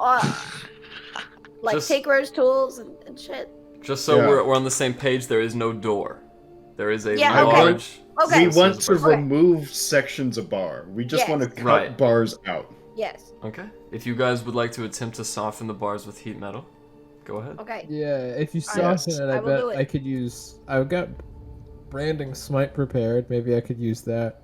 on the So, soft- this is soften bars. important. Is the section of bars that you're heating touching the water? No. Okay. What about you, No. Larry? No. Okay. Both of you manage to Larry's melt... like gotta reach out of the water. She's probably like to her neck in Larry the is water right capable. now. Larry's fine. I Alright. am a Wow. strong, capable kobold. She's drowning the whole time we're trying to escape. Larry, as you extend your hands up to cast the spell, you and Alistair both heat and soften a 10-foot square area of these bars. However, that 10 feet is horizontal, and none of it is touching the water or the ceiling. If I take do my hammer, Oh, I was gonna And I swing at it. bash it open. All right, I want to shoot it with my force ballista. Just Larry, I'm trying to blow a hole. as you swing a club in and you smash it with your throwing hammer, you watch as one of the bars very awkwardly and violently hinges to the right. There's about a 3-foot opening now where you just struck your hammer through. Alistair. I'll pick up Larry and shove him through. All right, Larry, do you comply? What? Ow! That would burn. I'm trying to blast a I will hole, Reds. stealthily Wait, be just- patient. Avoid any singeing, and I will shove my way through. All right, so as you the push Wavy yourself Navy, up well, and try very to good, shove your that's way it. through, you take 8 points of fire damage as you Yeah. wriggle to the other side. Yeah. But I made it! The greatest enemy the Wavy Navy has ever faced is a fucking cage wall. You owe me one, Rez. As the smallest member of the party finds her way over, Alistair, are you gonna loose the arcane cannon? Would it be better to... Okay, do I have a better chance with the Force Ballista or telekinesis? Do I have any idea? Make an intelligence Move check. out of the way of the Force Ballista. I'm doing an intelligence check. I want to know what's the smarter move. You think they could both probably do the trick. However, the Force Ballista does have the added risk of someone hearing it. Alright, I'm just telekinesis, bending the bars, making as big of a gap as I can. Alright, as you find, trying to make the biggest gap you can, the gap that Larry already made and stretch it back as far as you can, that gap is now extended to 6 feet. But it is 3 feet tall, 6 feet wide, and it is very hot. Ooh.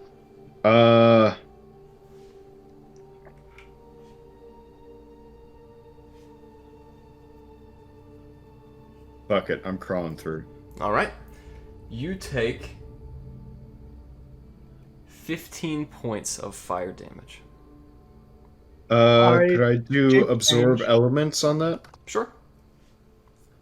I shape I'm going change to into absorb a elements on that. gnome that is smaller than Larry was, and I try to get my way through. Hey, Gimbal! Alright. Oh, not this bitch again. As you sneak your way through, splashing in the other side, the brackish, filthy water extinguishing your flaming wounds, who else would like to cross the threshold? Oh, I don't take any damage? You take 8 points of fire damage. Oh. I thought I was small enough. My muscles are too huge. She can't get through. Mr. Green, come through. I come. Here I go! As he takes That's a the step attitude back, I like. he's gonna run all the way there and dive through. As he does so, he is going to roll me a dexterity saving throw. I'm also just gonna hold a mass healing word until everyone's through. As he jumps to the other side, he is going to take the 15 points. And as it extinguishes his wounds, you watch as he comes up holding a broken arm. That'll do good, sir. You did very good. Thank you. Wait, He's actually going to be really important to our crew. I feel like. I'm going to, upon seeing his loyalty, I'm going to give him his 3 daggers. He can have his 3 daggers back. He stabs you 3 times. Thank you, sir. He kind of I'll leans pump a up. first level cure wounds into him. He reaches a hand up to grab it, and it's completely limp and broken, and it straightens out in almost like a rigor mortis posture as Rez heals it. Taking the Loyalty daggers. is rewarded. I'll see I'm that. so confused. Why are we going through the gate? It's a room with a body. It's the room with the exit. I said whenever we Is went it? here that how do we know? Yes. where is I the said exit? On the roof, Oh. ceiling. So he gets 7 hit points. Bosun Green does. Alright. Erlon's gonna run and jump through it. Alright. As you do I'm so, are you gonna- trying to avoid the fire? I am. Alright, make me an acrobatics check as you run through it. Or an athletics check. Either or.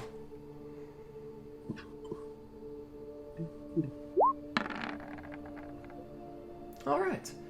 As you guys watch Erlon once again perpetuating his acrobatic flair from the acid pit, he jumps straight through without taking a single point of damage. Okay. Tasha, Erwin- you- Is the hole big enough for Erwin? It is not. First of all. All right.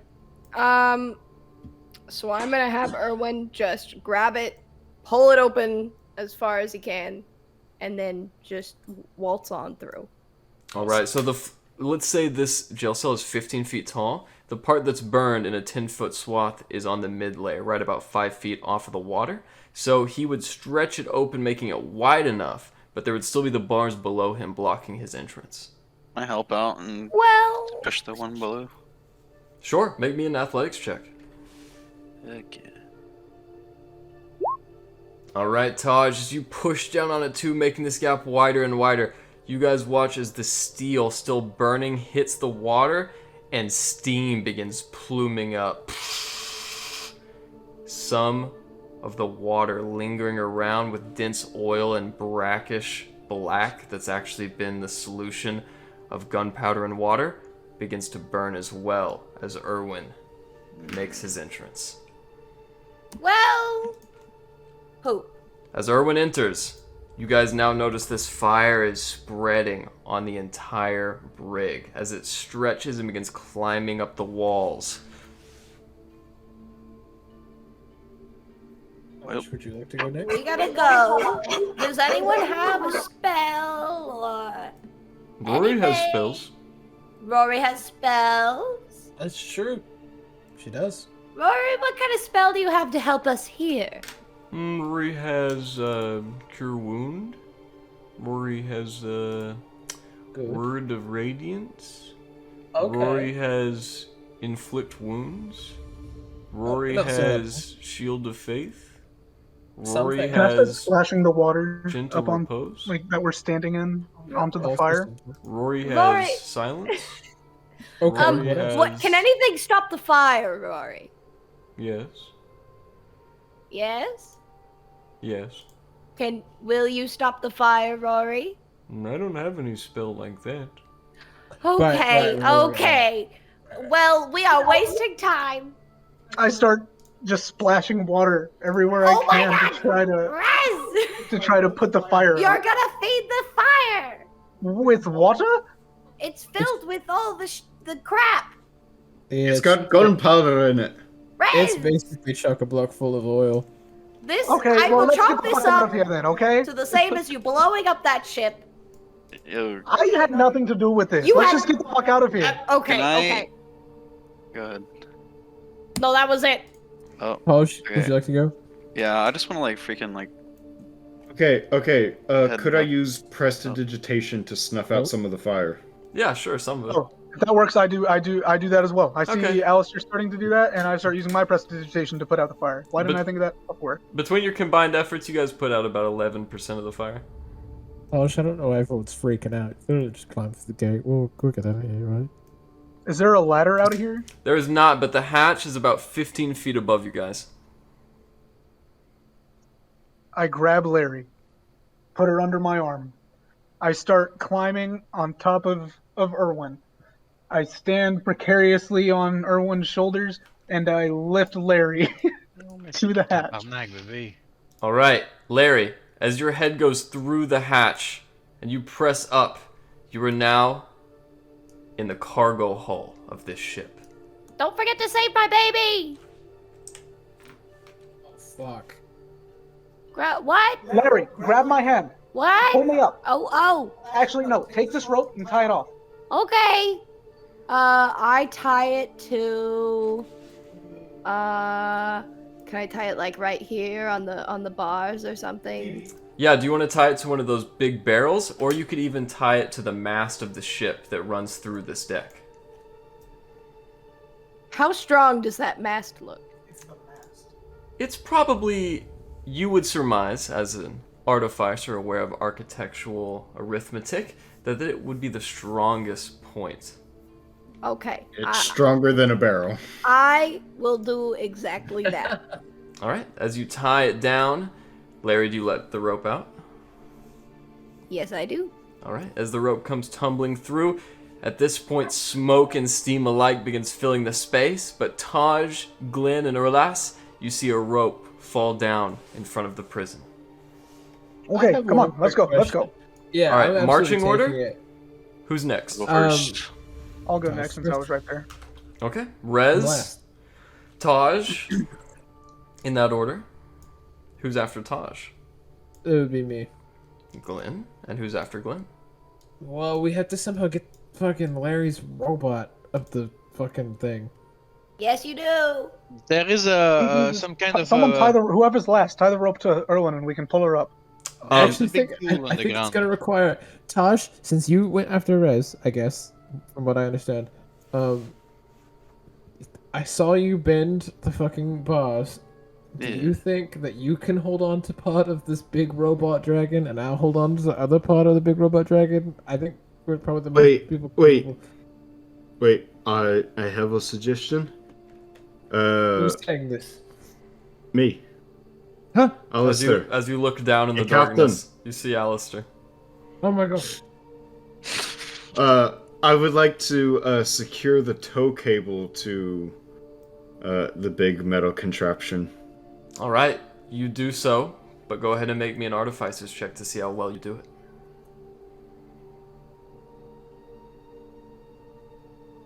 To be fair, like half the chassis is exposed. Plus, It's gonna be hard so to just- that's 17. All right, you tie it firmly. And then I would like to go up the rope carrying the tow cable with me so that we can all heave and hoe and pull.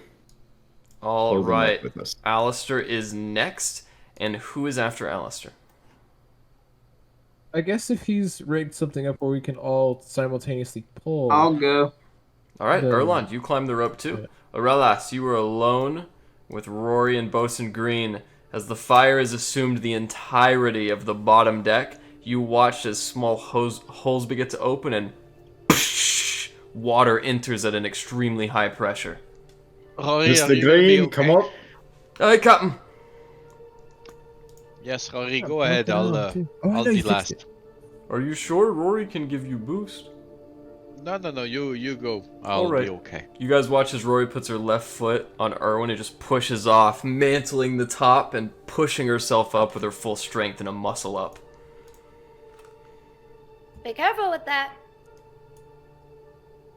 Morales, get up here. Yeah, Everyone I'll else, go. grab the tow cable and heave. Whoever would like to help, roll an athletics check. Yeah, I'm in on this heave.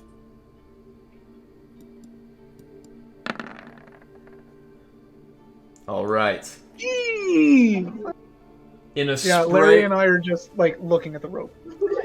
in a spray of soot and fire, you guys pull Erwin up just in time as a cloud of all the combined effluence of this brig pushes up in a mushroom cloud that explodes. And as you guys look around in the silence, you do see Erwin on the same deck as the rest of you. Okay, let's go. Let's go. Glenn, you check the room behind you, and I shall check ahead. Yep. Glenn, Uh, as you enter that room, I need Glenn and anyone else who wishes to roll me an Arcana check.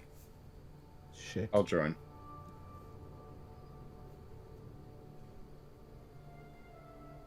$28. All right. Oh, okay, sweet. Alistair, you hear a buzzing in your ear, very analogous to the buzzing you might sense in real life when a television or a radio is activated. You sense a magical trap. As you and Alistair look instinctually, you and Aurelas rather, you watch as a thin, white, transparent door forms behind Glenn. The trap.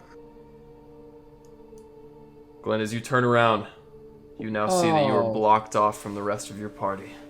Fuck. I'm sorry, guys. I shouldn't have Could I done that. potentially What is he have trapped counterspelled by? that? There is a thin, white, transparent door made purely of magical energy that separates him from the rest of you. As that happens, Glenn, roll me a perception check. Go ahead, Alistair. With my high Arcana check, do I know what sort of magic this is? Yes, you sense this to be either illusory or transmutation. I will cast Dispel Magic on it. All right. As you do so, the spell disappears. But I rolled Hey, a nat 20 on easy- this easy as this. guys. Oh, I probably could Hold have on. found like a cool treasure. what spell? Sorry, what level are you casting this spell? I would go with third level. The door remains. Ooh. Do I get to roll on that, or It just remains. But let me see here. I think we can like contest and you give it advantage over my yes. roll? Make me an Arcana check. No, make me a D20 roll plus your spell casting ability modifier. The DC should be 10 plus the spell level he's trying to dispel. Correct. Can I just cast a cantrip? That's what we'll do. Sure, Oh, if it's the same. Yeah. D20 plus the rest, yeah. 4 plus 3, yeah. 15. All right. Still does not quite work. Ooh. Well, maybe I need to focus more. Do you wish to cast it again at a higher level? Well, I guess I don't have a Aurelis, choice. you Yes. know, I believe that you can do this. Your heart isn't in it. You just focus a little more, okay? And I give him Hey, a please, D8 give me a little inspiration. beep. Some kind of Bom de dom de dom ch ch. Bom de dom de dom. fourth level-ish. Dom de dom de dom. Dom dom dom dom de dom As de dom. this is Dom, dom, taking dom, place, dom, dom, dom, Glenn, dom, dom, dom, for whatever dom, dom, reason, dom. you look up and you see 2 yellow eyes staring back down at you. Oh shit! Like from the ceiling? Correct. Ooh. I slowly unsheath Dawnbringer, and I back up towards the magic door. You guys all watch as Glenn is a little bit lower. Larry, you're the only one who can't quite make it out. An impression is made in that pile of hammocks on the west side of the room, and you watch as a goblin falls down on top. Well, what do we have here? Oh my goodness. I thought you were gonna be a threat. Oh! It's just a goblin, guys. Don't worry. At about that time, the goblin removes what looks like a small, brackish tree branch from its hip, and you watch as a red blade telescopes in 4 segments. As it's at its... Aurelis, Mm-hmm. What level do you cast that at, Aurelis? 4th. Alright. Once again, that's not quite high enough, so go ahead and make me the same check. Do I get more than my prof because I upcast it? you have an inspiration, by the way. Yeah, 1d8. That All will be a right. 20 roll. With that, the door fails. And Captain Ta-da! Deadhand extends a rapier. Everybody, roll me initiative. Awesome. Woo! 2. Woo! 1. We all Yay! are rolling like shit. Holy fuck. Hey, 16 is not that bad.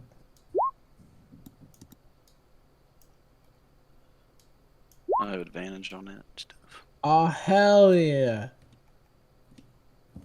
Taj's about to go in there and fucking eat him with his teeth. Fucking Caps Lock about to run in there and just rip this dude up. Different subrace, different subrace.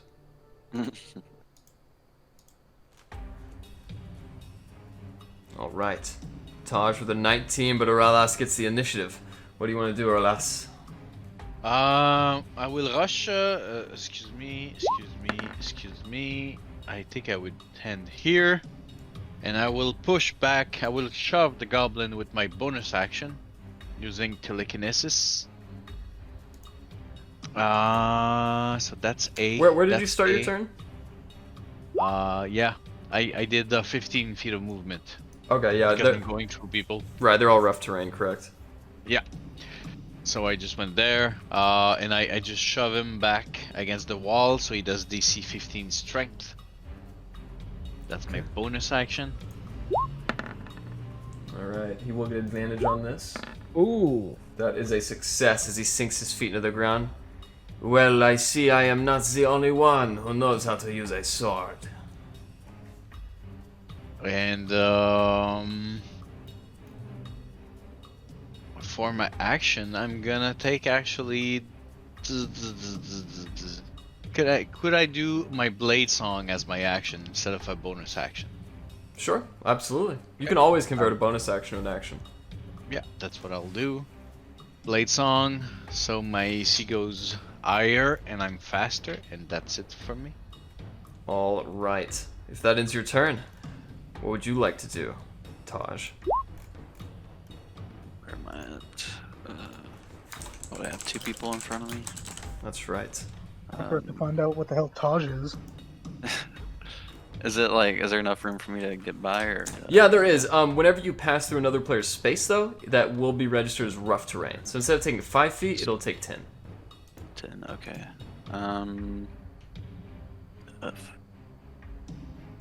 So to get through Larry, Glenn, and on the other side, that would take 25 feet of movement. 25. Okay. You can I'll always go. dash if you need to. Okay, let's get on the other side of them. In the space in front of. Can them you both. can you not move your token? Yep. There it is. There we go. That work? Sweet. It did. Okay. So that was 15, you said? Or It 25? is. 25. And you squared is 5, right? Correct. Okay. I'm going to, is this guy in the the hammocks? Yeah. Yeah, he's just staring eye level with you though, because he is a short goblin. Okay.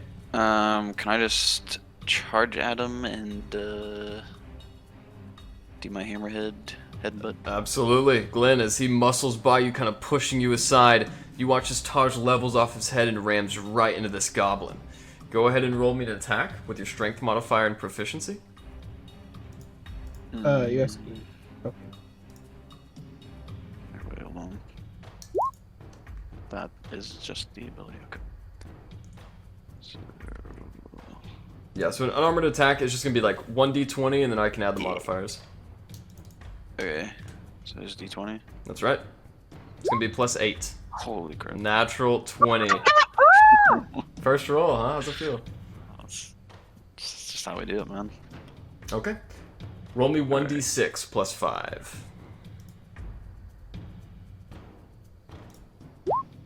Alright, as you inflict 6 damage. Sacre bleu. But it was a crit, wasn't it? So wouldn't it be Oh yeah, another 6, correct? 7? Yeah, total of 12 damage. There you go. He rubs his head where you already see a knot forming, and he's going to make me a Constitution saving throw. She also gets advantage on, unfortunately. But he fails. I don't think it helps. Nice. As you watch as this creature falls, he is immediately stunned. As you watch as this goblin's head is rearing around, he's fallen on the ground completely dazed. What else do you want to do? I still have a bonus action, yeah. Yes. I'll just, since I kind of pwned that goblin, I will just enter my rage state and just let out a big roar. As you guys hear this roar that reverberates throughout the walls of the pirate ship, it is now your turn, Glenn. Okay. Now. Alright. I have. Okay. I'm just gonna do it. 10. Holy shit. 10. 15. Feet of movement. I want to attempt to grapple this fool, which I believe is a strength contest. Which he should automatically fail since he's stunned. That's right. Okay, sweet. So if I have him grappled, now I'm gonna be real with you, Garrett. I'm kind of playing with rules as written situations here. So with grapple, there's like grapple is considered an attack move. And I'm unarmed right now. I don't have my sword out. And shove's also considered an attack, right? So I can shove a creature prone. Yeah. So I've got him grappled, and I would also now like to attempt to shove him, which would bring him prone. Unfortunately, that would And take 2 different actions. I have 2 attacks, and they're both considered attack That will work, yeah. True. rolls. True. I didn't think about that. You're right. So I don't know how does shove work? Is that also a strength contest that he would lose? Yes, Or- it's just like grappling's contested athletics, but he is also stunned. Okay, great. So he is now prone and also incapable of using any movement because grapple doesn't allow for a character to use any movement abilities. Correct. So he's on the ground and can't get up. Correct. That's kind of the point. Yeah. And Yeah. that's my turn. And he's stunned. Good job. All right. If that ends your turn, Alistair, it's now your turn. I want to shove my way into the room first of all. Okay. Shove again up to here. You do so with amazing ease. And Captain Deadhand. You Or watch as he first is one. face down on the hardwood floor, drooling as Glenn has him in a restraint on the ground. Okay.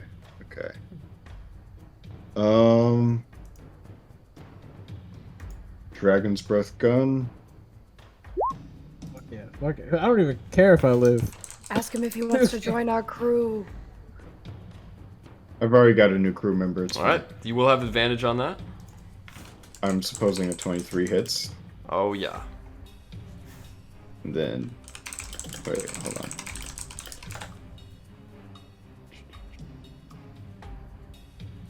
Ah, shit. I did laser pistol. That's fine. We'll do laser pistol. Fuck it.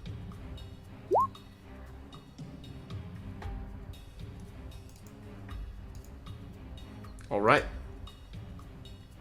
14 points of radiant damage as you burn a hole straight through this goblin captain's ear. And you even see a singe mark as smoke lingers from the ground. Is there anything else you would like to do? Yeah. We'll do all reliable force ballista while he's on the ground.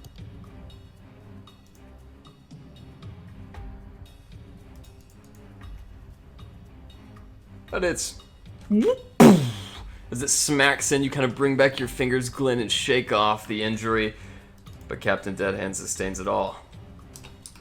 And I know this won't achieve anything, but I do want the 5-foot push of his head against the floor. Sounds good. Is that it? I just want to try and give him whiplash. There you go.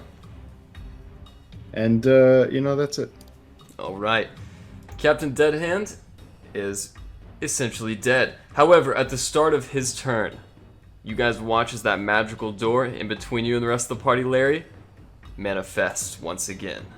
As you look through its opaque white veneer, you can tell it might be difficult getting in. And we're going to go to Rez's turn. Seeing that we've probably got this, we've got a lot of DPS up in that room. I'm gonna go ahead and make my way this way. As you do so, you find 2 locked doors with bright, huge iron padlocks on each. Please, Rez. Allow me when it's my turn. Yeah, so I will hold my action for when Larry gets here to give the help action. Okay. Erlon, what would you like to do? Oh.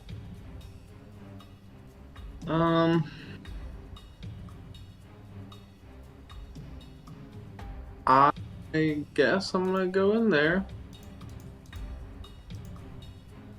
Alright, you can't quite because that door is blocking you. That magical apparition is reformed. Gotcha. So you're just gonna be right here. Oh, okay. Well. Guys, how do I get in? What do I do? Try unlocking some doors. There's a door over on the other side of Oh Rez. God, I'm very bad at doors. You Wait could your turn. investigate some buckets. Okay, yeah, no, it's good. I'll wait. I'll wait for Larry or somebody to open a door. I'll follow behind. I'm good. Alright. Okay. Going up on Larry's turn. Larry, what would you like to do? Okay. Okay, let's see. What are my options as far as opening this door? I could use heat metal, but I don't want to do that again. Can I use like my tinkering tools to to like disassemble it or unlock it or? Absolutely. Go ahead and make me a tinkering check. It's just gonna be an intelligence saving throw, plus your proficiency bonus if you're not already proficient.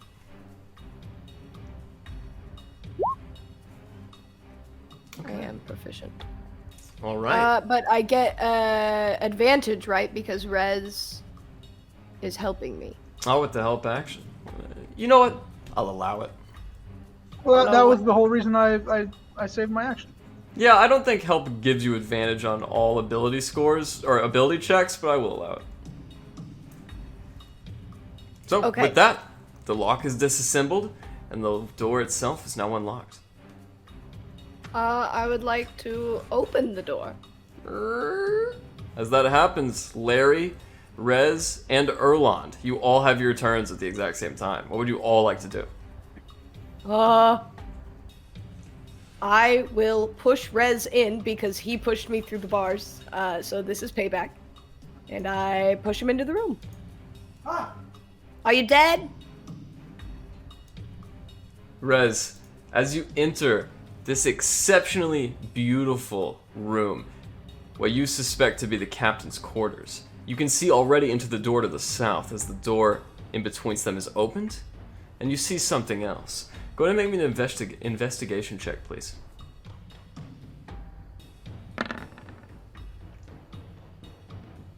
Alright.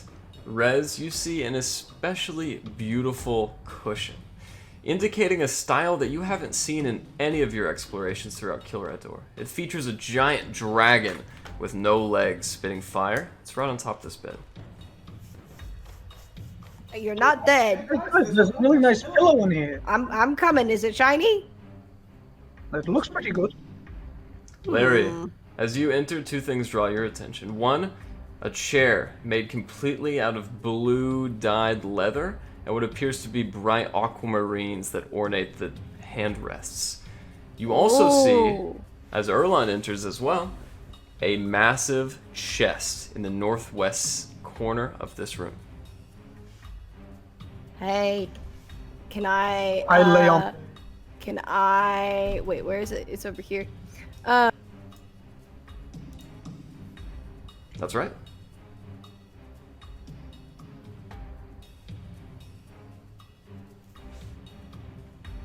What would you like to do? Maybe like an Arcana check. Sure, make me an Arcana check. Nothing magical around this chest, no traps that you can detect. I would like to open it. Alright. As you open the chest, immediately your eyes glaze over as you are confronted with dozens of coins of every denomination. There is a ridiculous amount of loot inside this chest. Mine. I am shoving into my pockets as much as I can carry. Alright. You find 500 gold pieces, 1,200 silver pieces, and after you pocket all those, you see there is about a foot's width in the bottom of this chest that is just filled with copper. Okay, so how much silver was that? You said 1,200? 1,200 silver and 500 gold. Okay. Hey Rez, I think there's some copper pieces in here that you might want. Oh, that's not even money. What? It's not even worth anything. When was the last time any of us ever paid for something with copper? You're right. And I closed the chest after taking all of the silver and gold. Erland, as you enter that space, make me an investigation check.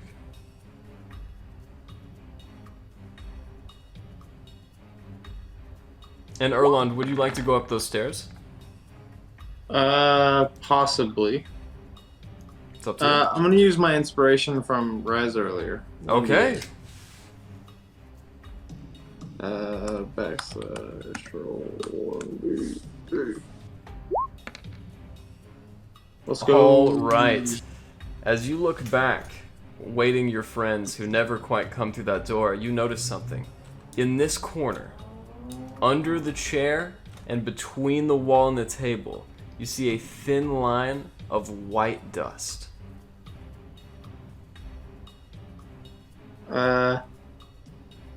Do I need to make another check to see what that is? No. But you could grab it or attune with it or use it in some other way. It's just white dust. That's right. I'm gonna smell it. All right, as you do so, make me a Constitution saving throw. Oh Jesus! Not like snort it. I want to just like. Stop doing that, Eric. I have push to talk on. I'm sorry. You're fine. I just want like the scent. I don't want like snort it. All right. That's how it starts. Immediately, the dust gets in your nose, but you manage to exhale it very quickly as you feel a numbing sensation warming your face. Nope. Get that shit out of What here. is that? I don't want that. Hey, Erland, what is that? It's what you want. I'll back off.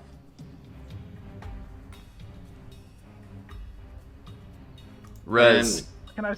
as you look down in the space that Erlon just retreated from, as he backs away, you see a line of oracle dust under what looks like one of the wood timber blocks that makes up this wall, and it's in between the crack of the wall, too. See, Rez, you said Like an white animal. dust, not oracle dust. Looks like white dust to you. Rez, What? you've already been through this. Like an animal. I get on all fours and You've already been through this, Rez! As you get on all fours, you evade exhaustion for tomorrow as you immediately inhale it. And before we can continue with these guys, we're going to go back to Erlas. yeah, cut away from us, chuckle fucks. Just for the moment. Temporary. Yes. What would you like to do, Erlas? I'll actually, he's on the ground. Shit. I'll jump in. I'll have my Truthsbane in hand. And I will hold a booming blade if he attacks back. And I will say, if you attack us, it's not gonna go well for you. So please behave. We're good people. That's my turn. He's snoring on the ground. You could tell we're good people by the way that I've got him in a full Nelson on the ground. Taj, what would you like to do?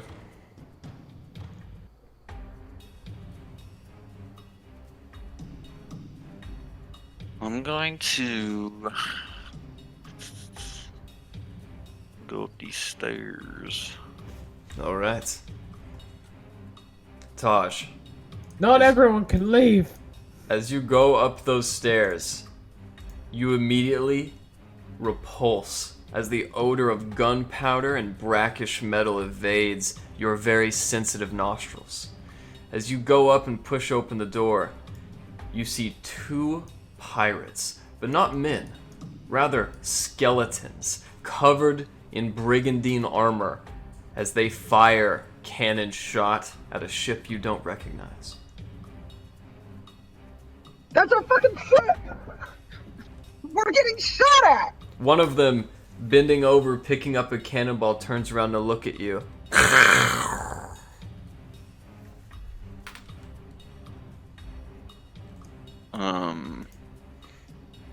If I just slowly back away. You know what? F it. I'm gonna hit this guy.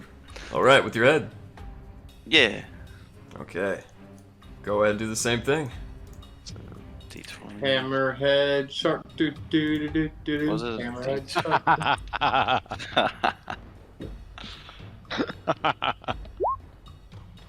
6. Alright. They will be added to the initiative as well. Wait, I get a. That did not hit.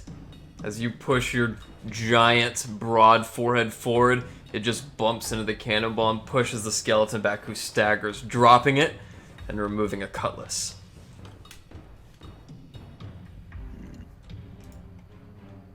Can I kind of like yell, holler down the stairs? Of course. Guys, need a little help. Oh, yeah, of course. Alistair, Orlas, and Glenn, As you hear this, as well as Erland, who is making his way up the stairs. Taj, what else would you like to do?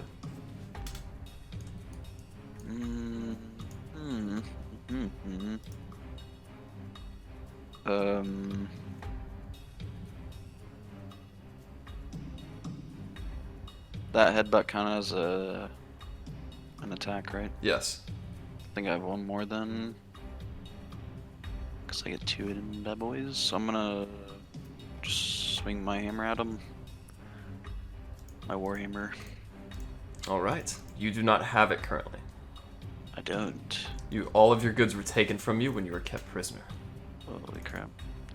Alright, cool. Can I attempt to grab him then? Absolutely. Make an athletics check. Okay.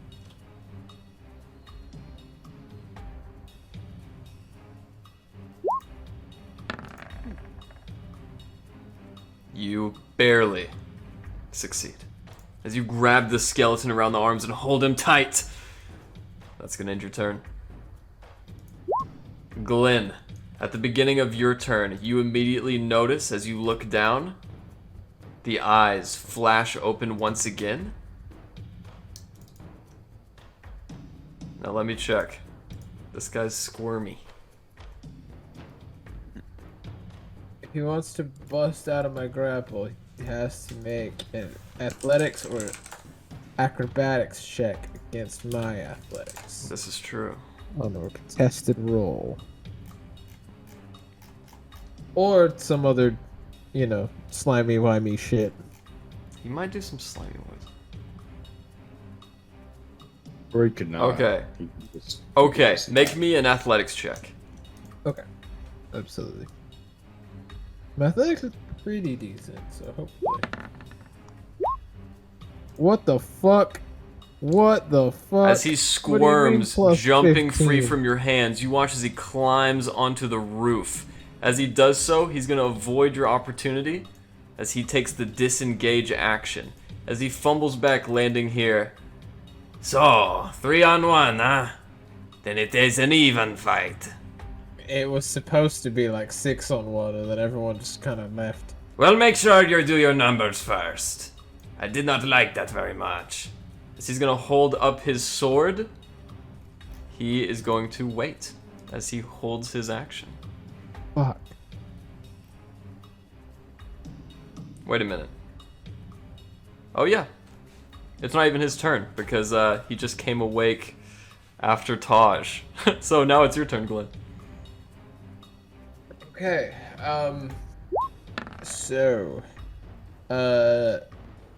Channel Divinity, Fury of the Tides.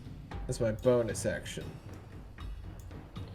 And how high is the ceiling? I guess I should have asked that first. but Ceiling's 10 feet high in this room. 10 feet high. How high is this table? Table's about 3 feet tall. Okay, yeah. I stand up upon this table. Fuck. I'm gonna move myself over so that we can see each other's character. Alright. Stand up on this table, Fury of the Tides, and I'm gonna make 2 attacks on this fool with my Dawnbringer. Okay. So let me roll those. Bam. Bam. Do those hit? 19 and 22. Alright. Both of them hit. Okay, excellent. So, with him being on the ceiling, and this is the reason I did it, and hopefully it works. If not, it's also fine. He has landed back down on the table. Oh, he's on the table. I thought he was still on the ceiling. Yeah, he's But- on the table with you. Well, regardless, I'm gonna use it. So I can push the target 10 feet away from me if I hit it, and I'm only gonna, I guess, use that on the second attack. That's right. So I can choose when I use it. So he'll get pushed 10 feet, and then I get so both attacks hit. You said. That's right. So 21 and then 14. So what's that come out to? 35?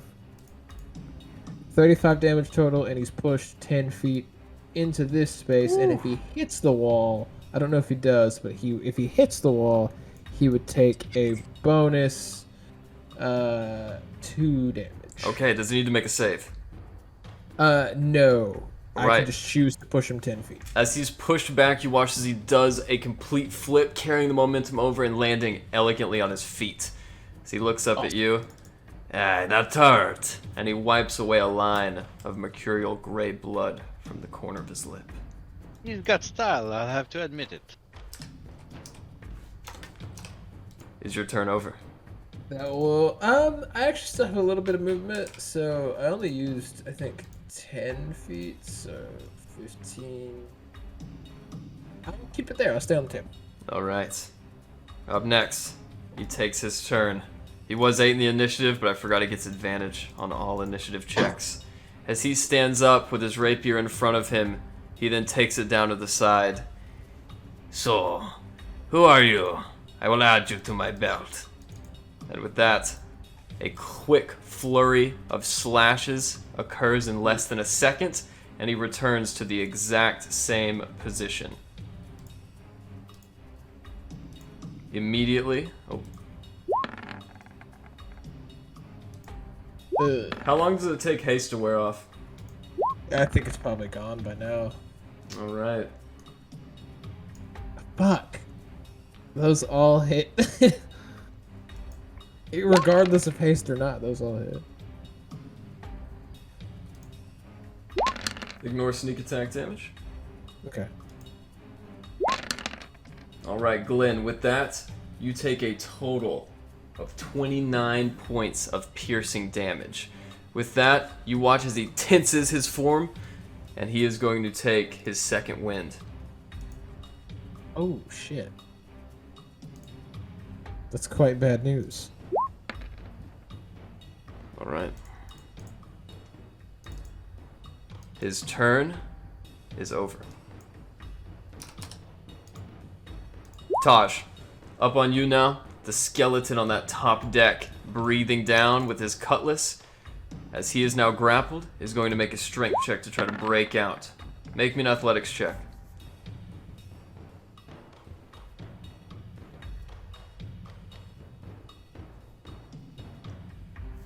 Did it not work? I did not see it.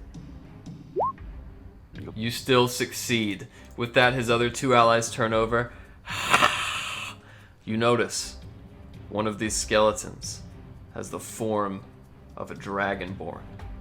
As he comes down with his allies, 5, 10, 15, 20, they will surround you as they begin striking into you with their cutlasses.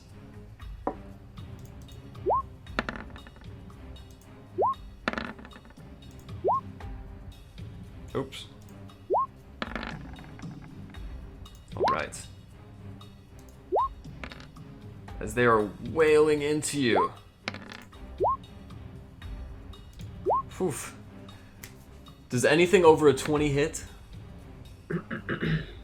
Over 20, yeah.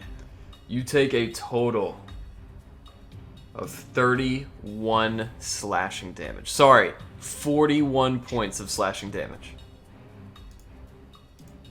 Are you still raging? Yeah, if you're still raging, that should be halved. Yeah.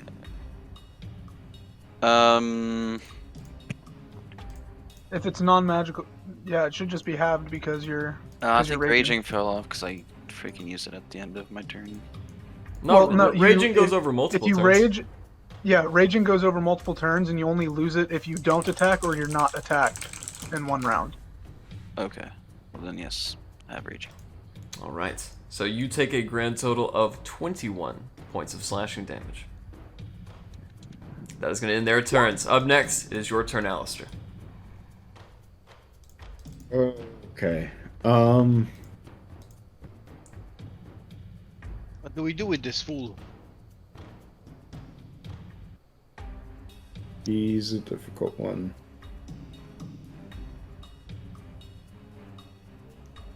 Alright, I'm going to move up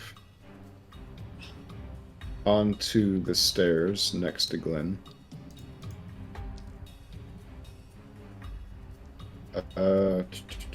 Bonjour.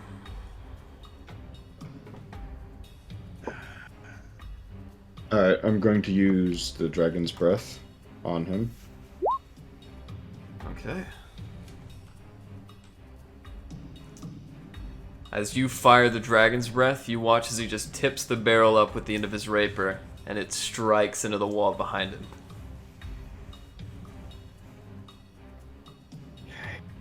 Alright. All reliable. Horse ballista. Okay. You are within 5 feet of him. Is there any feat you have that would not make this a disadvantage? Because it is a ranged attack. I have the gunner feat. Okay. Alright. With that, 16? Oof. That does not hit. Bitch. Once again, he's just too dexterous, and he anticipates it, dodging to the left this time. There are now 2 wide holes in the wall, which kind of act like portholes. As you guys watch as the still dim daylight pools in, those spots of his body that are hit with sunlight turn into white bleached bone.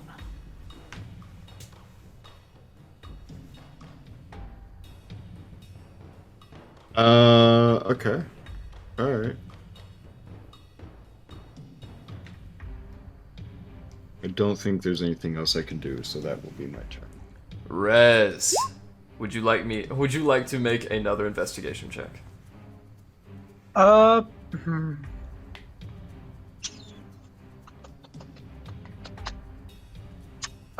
Fuck, man. I don't know if I should go upstairs or... I don't know anything that's going on over there. I'll make another investigation check. Alright.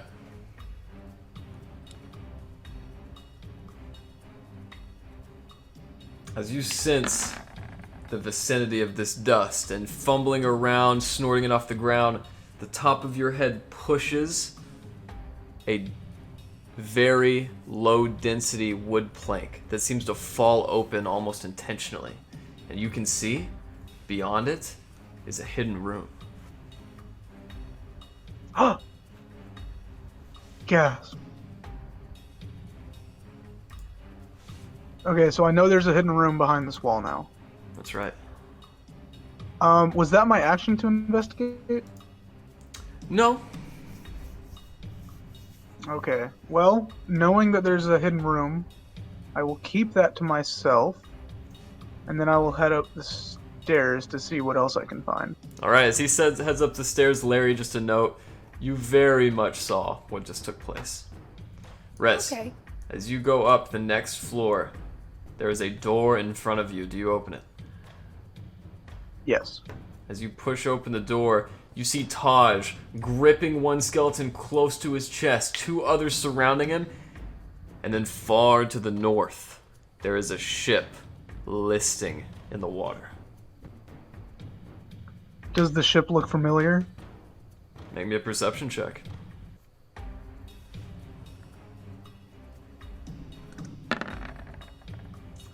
You see the whipping sail as it's actually come apart from one of the foremasts, black with a white skull and many red eyes, the colors of the Dreadheart.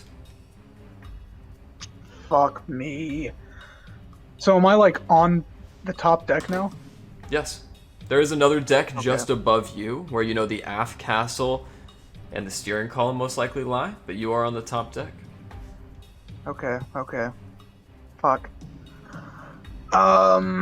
If I can, I will just Sacred Flame the most northern one. Okay. Go ahead.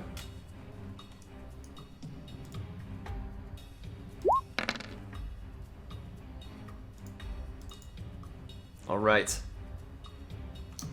With his dexterity saving throw,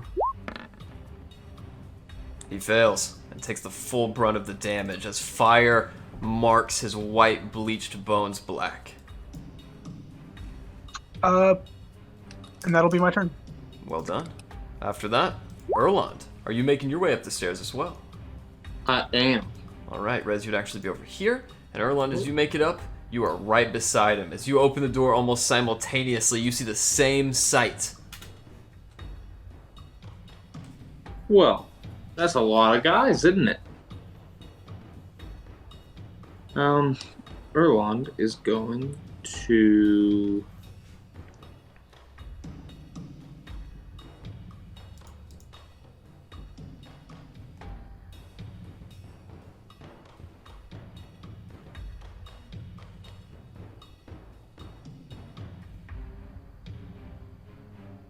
I'm gonna cast.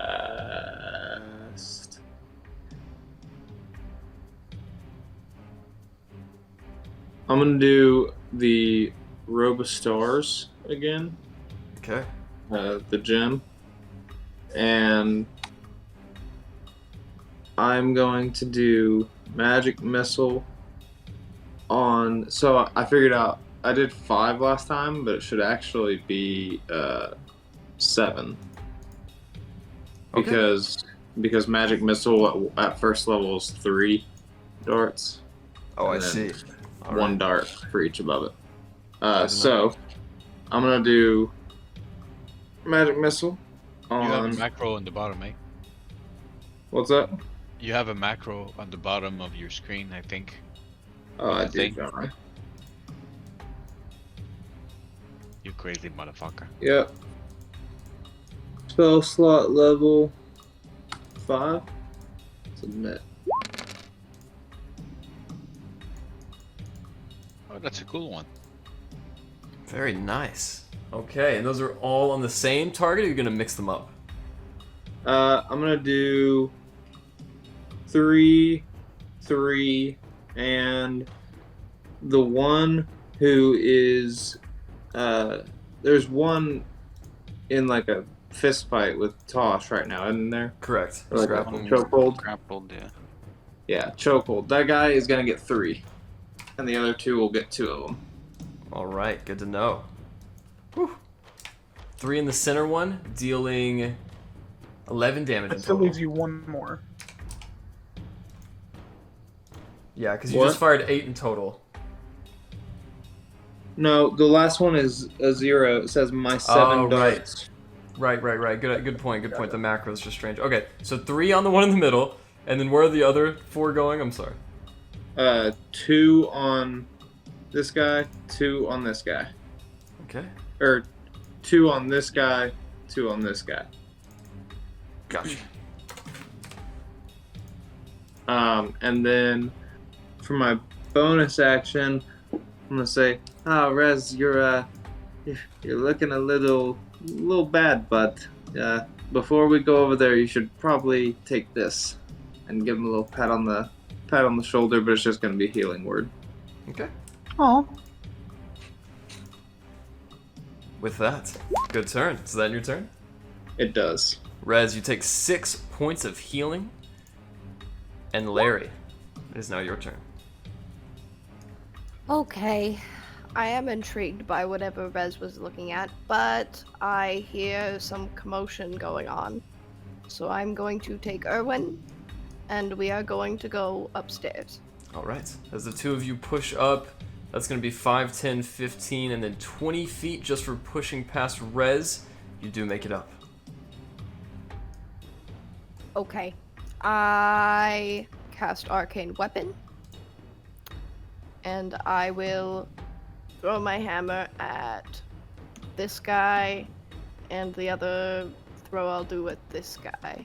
Okay, as you reach out your hammer and you feel your muscles tense as the poison from the bitter meat arcs throughout your body, you do have disadvantage on the first throw, which still hits, 18.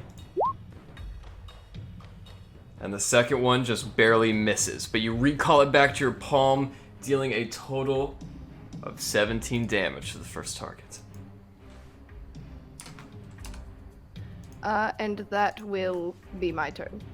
Relas, it is now your turn. I'm sorry, Captain. You have a very good style, but you need to surrender now, or you will be executed. I'm sorry. I will come closer.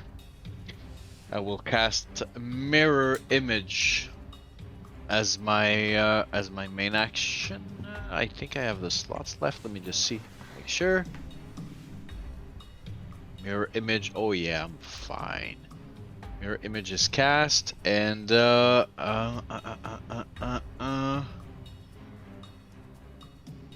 all I got for now. Yeah, that's my turn. He looks to you, Relas. Is it too late to officially request safe harboring as a refugee? I'm all wishing to save your life. You seem like a good fighter, and you don't seem that crooked. I'll let my friends decide, but on my part, I don't like killing for fun.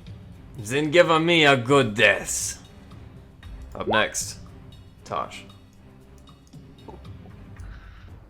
Okay. You're still grappling that guy.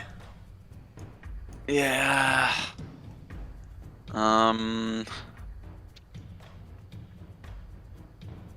Is there a way I can throw the grapple guy into the guy right there? Yeah, make me an athletics check. He'll make one too, though. Okay.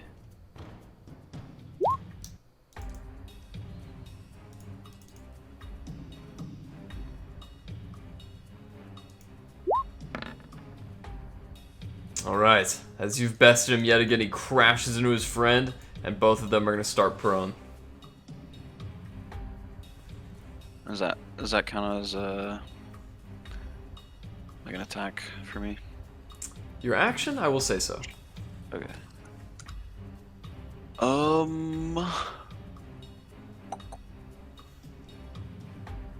I'll just hold my ground here then. Okay. If that is your turn, it is now Captain Dead's Hand's turn. As you guys see him staunch up again, he is going to activate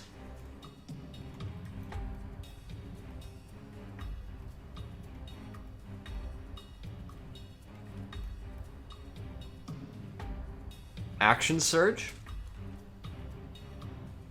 And he's going to take one additional action. So with his first action, he's going to take 3 slashes at you or less. I know he did it on Glenn. Does he have 2 charges? No, he didn't do an action surge on Glenn.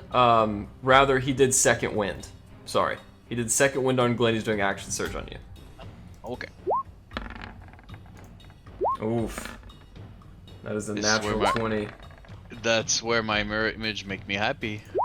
So he hits a mirror image. Did on you the first attack. activate mirror image? I thought you said minor illusion. No, he my said mirror image last turn. mirror You image. said mirror image. Okay. Yeah. Yeah. It was mirror So image. 1 image is down. 2 images are down.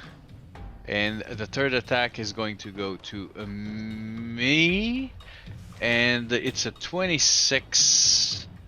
Let me see if I can. Do I have 21 AC now? No, 20. Okay, so the last one will hit.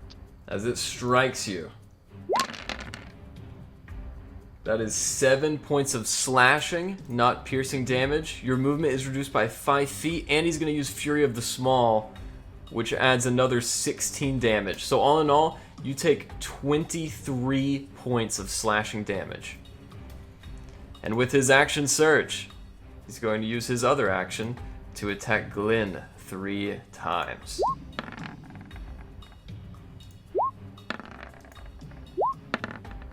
Glenn, do any of those miss? The last one does. The last one misses. All right.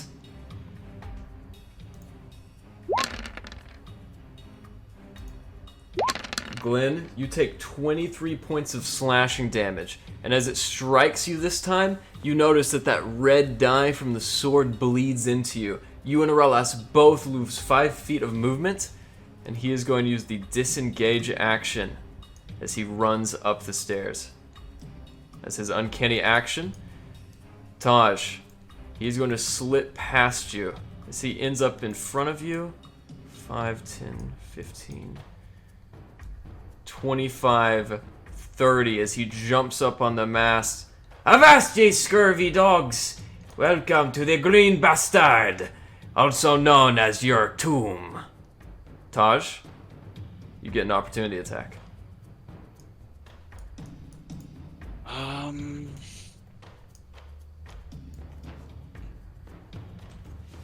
Is there a way to grab him on the way past me?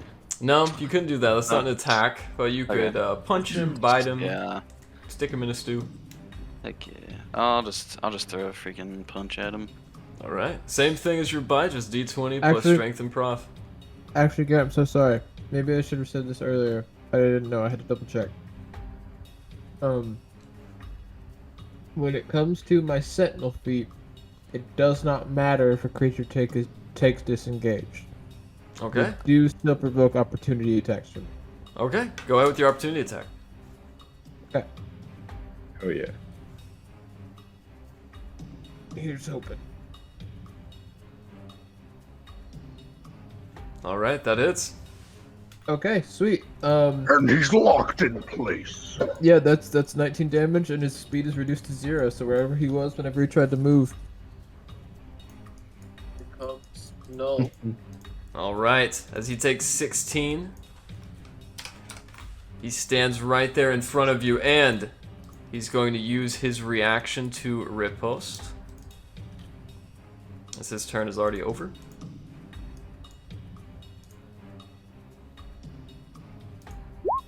I think his riposte is on a fail, on a miss.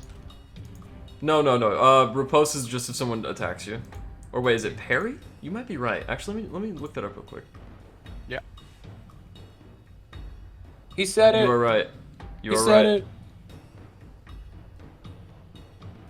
I play the blade. Thank you for that. Thank you for that. Dang, Garrett. No, Does he's it right. feel- He's right. How, So that how bad does it feel to be a loser? I'm not a loser. Jesus. That guy's level 16. That attack does not hit you, Glenn, and we're gonna go straight to your turn. Fantastic. So I'm gonna make 2 attacks on this fool. There's the first one. That's definitely a miss. That's right. There's the second one, which I think hits. So now he will use riposte. Oh, wrong one. Ignore that, please. Okay. Does a 20 hit? It matches my AC, so no. Yes, that hits. If it matches your AC. It matches. It does. Okay, Yep. sorry. Yeah. That's okay. You take 7 points of slashing damage, and your movement speed is reduced by another 5. Okay. Does my hit still hit? Yeah, that definitely hits. Okay. Great. Then Divine Smite 2nd level for an extra 3d8. So let me roll that.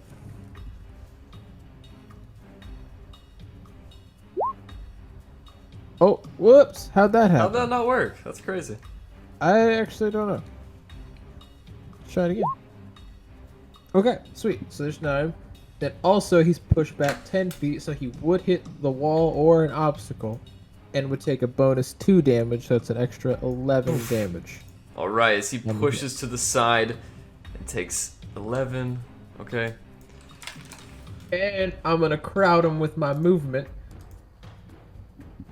Okay. push him further into the wall. All right, as you're getting right in his grill. Does that end your turn? That will be my turn. Okay. How did this happen? How did he go first? Something very bad has taken place. Oh my goodness. There we go. There we go. I fixed it. All right. Perfect, perfect, perfect. Now, it is the skeleton's turns.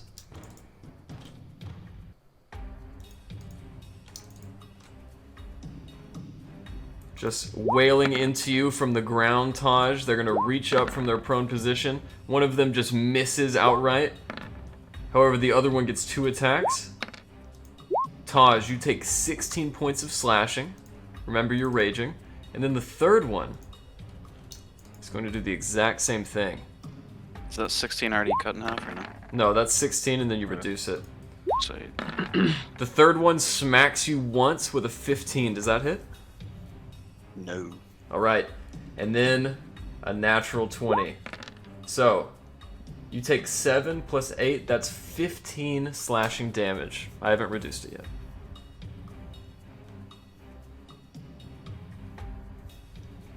With that, Alistair, it is your turn. Okay. So this guy's been attacking us with a rapier, correct? That is correct. It's dealing slashing damage, though. I would like to cast heat metal on it. Okay.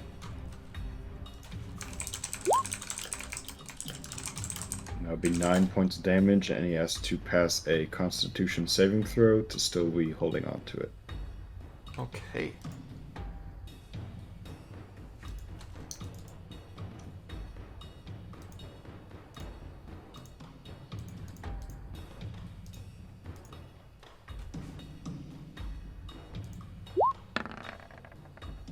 All right. Does a 15 succeed? No. All right. Let me see here. Let me look this up real quick. I'm not sure how this works with this weapon. It's a weird fucking weapon. Let me look that up real quick. So if he can drop it, he does. Otherwise, He endures the pain and has disadvantage on attacks, I think. That's true. yeah, he has this. So with that, you guys watch as he clenches his hand and the sword drops on the floor in front of you, Glenn. What else would you like to do? Glenn, you think you can handle this, or you need backup? He's proven a little slippery. I Okay, prefer we finish this out and then we all just leave. I'll stick around, and I'm going to try another force ballista on him. Okay. That it's 17 damage as it just blows open a hole right next to him, sending shrapnel into his face. He is looking beat up. And I'm sure this won't do anything, but I'd like to still push him into the wall. Alright. Is heat metal your action, right? Yes. And then Eldritch Cannon is your bonus action. Yes. So you can't do anything else. You can't push him, right? The push is from the. Oh, good. force ballista. Sorry, I thought you were using your feet. Okay. Is your turn over? No. Yeah, that'll be it. Alright. Up next, Rez, shoulder to shoulder with Erlon and Larry. What do you want to do? I'm gonna run around a bit. I'm gonna get right there, and I am going to.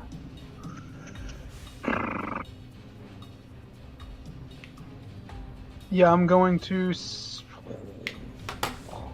Really quick, Taj, the first bout of attacks dealt 41 damage, which would have dropped your health 19 halved. The second attacks dealt 26 in total.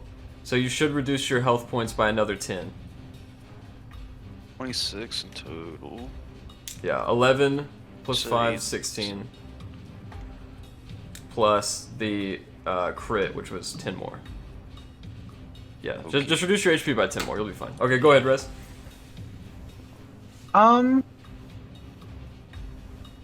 Okay, you know what? This could be fun.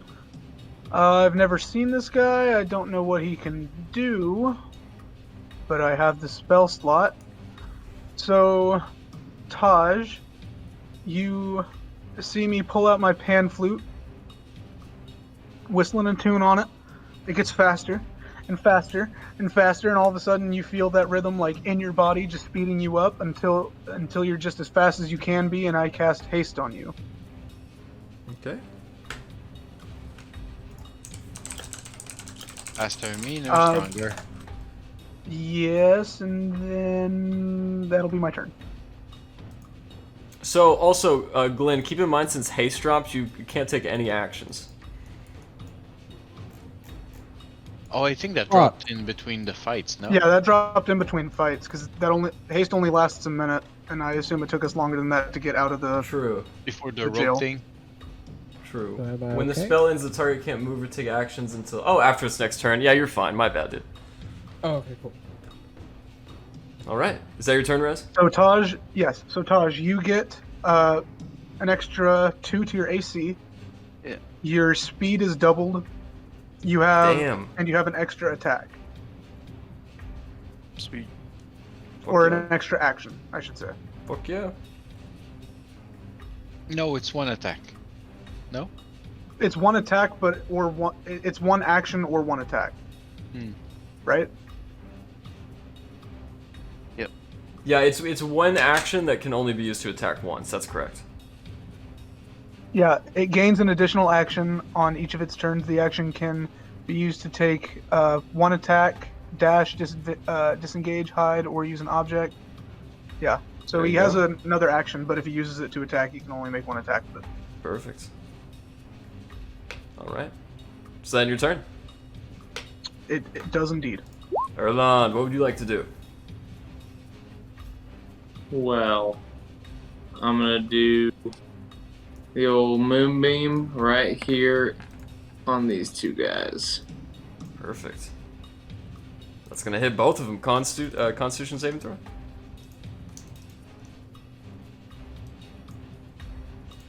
What? That's a con save, right? Moonbeam? I don't think so. Oh, It here is. we go. Ah, yep. All right. Well, one succeeds, one fails. 5 damage in total.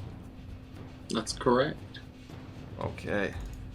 You watch as one just begins taking an immense amount of damage, almost like his bones are evaporating. He lets out an eerie scream. That'll be the one closest to Taj. All right. And then I'm going to use my bonus action to wild shape and fire a star archer. Ooh. All right. Who's that on? The one closest right here. All right. As you fling back the arrow and find your mark, letting it loose, it strikes its target, dealing an immense amount of damage. What else do you want to do? I will move to right here, and that'll be my turn. Okay. Larry, you're up to bat. Okay, let's see. I'm going to make 2 attacks with my hammer on that guy and that guy. So, and all right, that's good stuff. Whew. Dag nabbit. All right. First one hits, but the second one misses. Okay. And then I also do have arcane weapon activated, so I'm gonna do a d6 for that. Who was the Perhaps first we did that attack on? last time. This one. That one, okay. You strike a man while he's down. He is extremely hurt as you watch one of his bones fly off his body. What else do you want to do? Okay, and then I'm gonna have my steel defender come in right here. And Erwin is going to make attack on this one here. All right. Go ahead with Erwin's attack. Ooh, unfortunately, that just barely misses as the skeleton dips and weaves beyond the golem's telegraphing attack. Alright. Well, that's gonna be my turn, but I do have to log off because I gotta wake up early. But That's I'm going alright. to let Eric play as Larry for a little bit. Thank you. Thanks for playing. Bye, Alex. Bye, Alex. Bye! All right. With that, Orlas, it's now your turn. Okay, his sword is on it at his feet, correct? That is right. Okay. I will telekinetic pull him here, so they see 15 strength. Pull the sword. No, the man. Okay. So if he doesn't make 15 strength, he's gonna be here. Oops. It's 20. He doesn't move. That's okay. That's my bonus action. I will. Fuck. Oh yeah, I didn't do my things right. I'm gonna back up, and I'm gonna fucking. Yeah, I messed up my shit. I did mess up my shit. Okay, I will cast. Oh, I got something that could be cool. I'm gonna cast something you've never seen me cast yet, which is nothing surprising. I will cast slow on him. Okay. Does it say DC? Okay, spell save DC 15 still. So that's fuck, what's the spell save? Wisdom. Okay. Come on. Fuck 12. yes. So he's slowed only one attack. And with that happening, I'm gonna, because I feel really hurt, I'm gonna back up. And he can only take one attack, -2 to AC. And that's it for me. That's enough. All right. In the meantime, Taj, surrounded by a graveyard's worth of bones. What do you want to do? Okay, I'm going to throw some punches at this dude up top here. All right. So I'm gonna. You can't attack twice, I believe. I can attack 3 times technically because I have perfect. the double attack. And then I can also do. What was it called? I can attack like recklessly, so I gain advantage on strength attacks. That's right. Is that correct? Sound about right? Okay. So I'm gonna do that. They will all have advantage against you. Yeah. Keep that in mind. Yeah. Yep. Okay. So I'm gonna attack this guy up top here.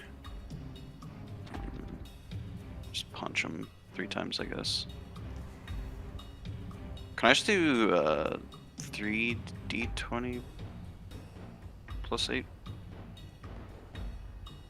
3d20 plus 8? Oh, for your attacks? Yeah. Yeah, but keep in mind they would all be added by 8. That'd be kind of confusing. Just roll 3d20 and we can add them. Okay. Alright, those all hit except the last one. So just 2 hit. So 2 hit. Do I need to have the plus 8 or no? I did, that's what I mean. Okay, yeah, gotcha. 18 and a 21, they both hit. Okay. So I don't know what the damage is for just fist. Who are you punching? The dude up top here. Okay. So all 3 of those up there. So as a troll, roll 2d4. 2d4. Alright, so that's plus your strength modifier. So 6 bludgeoning to the one above you, and the one below you, whoever else you're gonna take, is gonna incur 7. I want all of those on the dude above. Oh, okay. 6 plus 7. As he takes 13 damage in total, dropping him to 1. You punch out a rib, you crush his orbital, and then the third one just misses wide, unable to finish the job. What else do you want to do?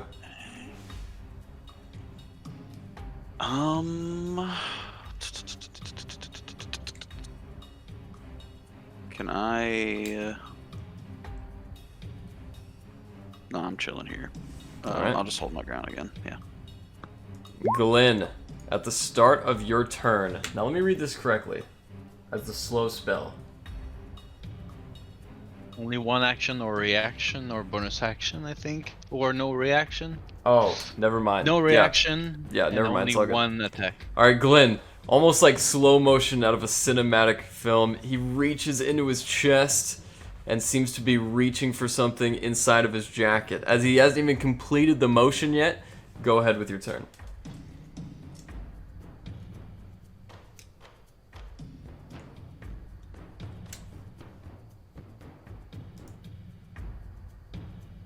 You muted. I am gonna Michelle. reaching into. Yeah. I'm just gonna. I guess I'm just gonna try to ice this guy. Let me fucking make my attack roll with my Dawnbringer. Blam. Ooh, that's not great. This is My second roll. That 22 hits. hit. Okay, sweet. I am going to Divine Smite 2nd level for an extra 3d8. That's my last 2nd level spell slot. For 16. And I'm going to use my Fury of the Tides to push him into the wall for a bonus 2 damage. So, what's that? 15, 16, 31 plus 2, 33 damage. And he can't use his reaction to dodge as he takes all that damage thrown into the back. He's sitting on the ground now with his head slung over. hair relaxing in slow motion. What else would you like to do? I think that's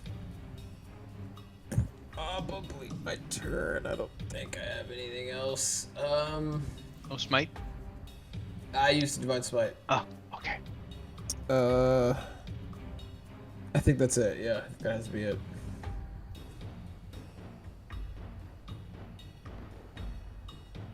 Okay. Now. Then he heals all his health with this fucking potion he drinks. Or No. Does that end your turn? Yeah, that'll be my turn. Yeah. All right. On his turn, sitting in this corner back to the wall, you hear a murmur, Glenn, and only you, because he's very silent. How dull. As he reaches in, he pulls out a flintlock. Skull on the end, ornamented in corrugated bone.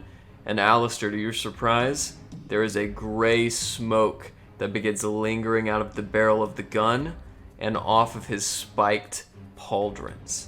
As he holds the gun up, he points it to you, Glenn, and pulls the trigger. Okay. That's where we'll leave off for this session. Oh my god. You son of a bitch. You do know DM you would have Serious? he would have disadvantage at close range, correct? He wouldn't. Any ranged attack at melee is disadvantage. Unless you have the gunner feat. Oh, okay. No. I'm And you're a about level to get 16 shot fighter. in the fucking spirit world.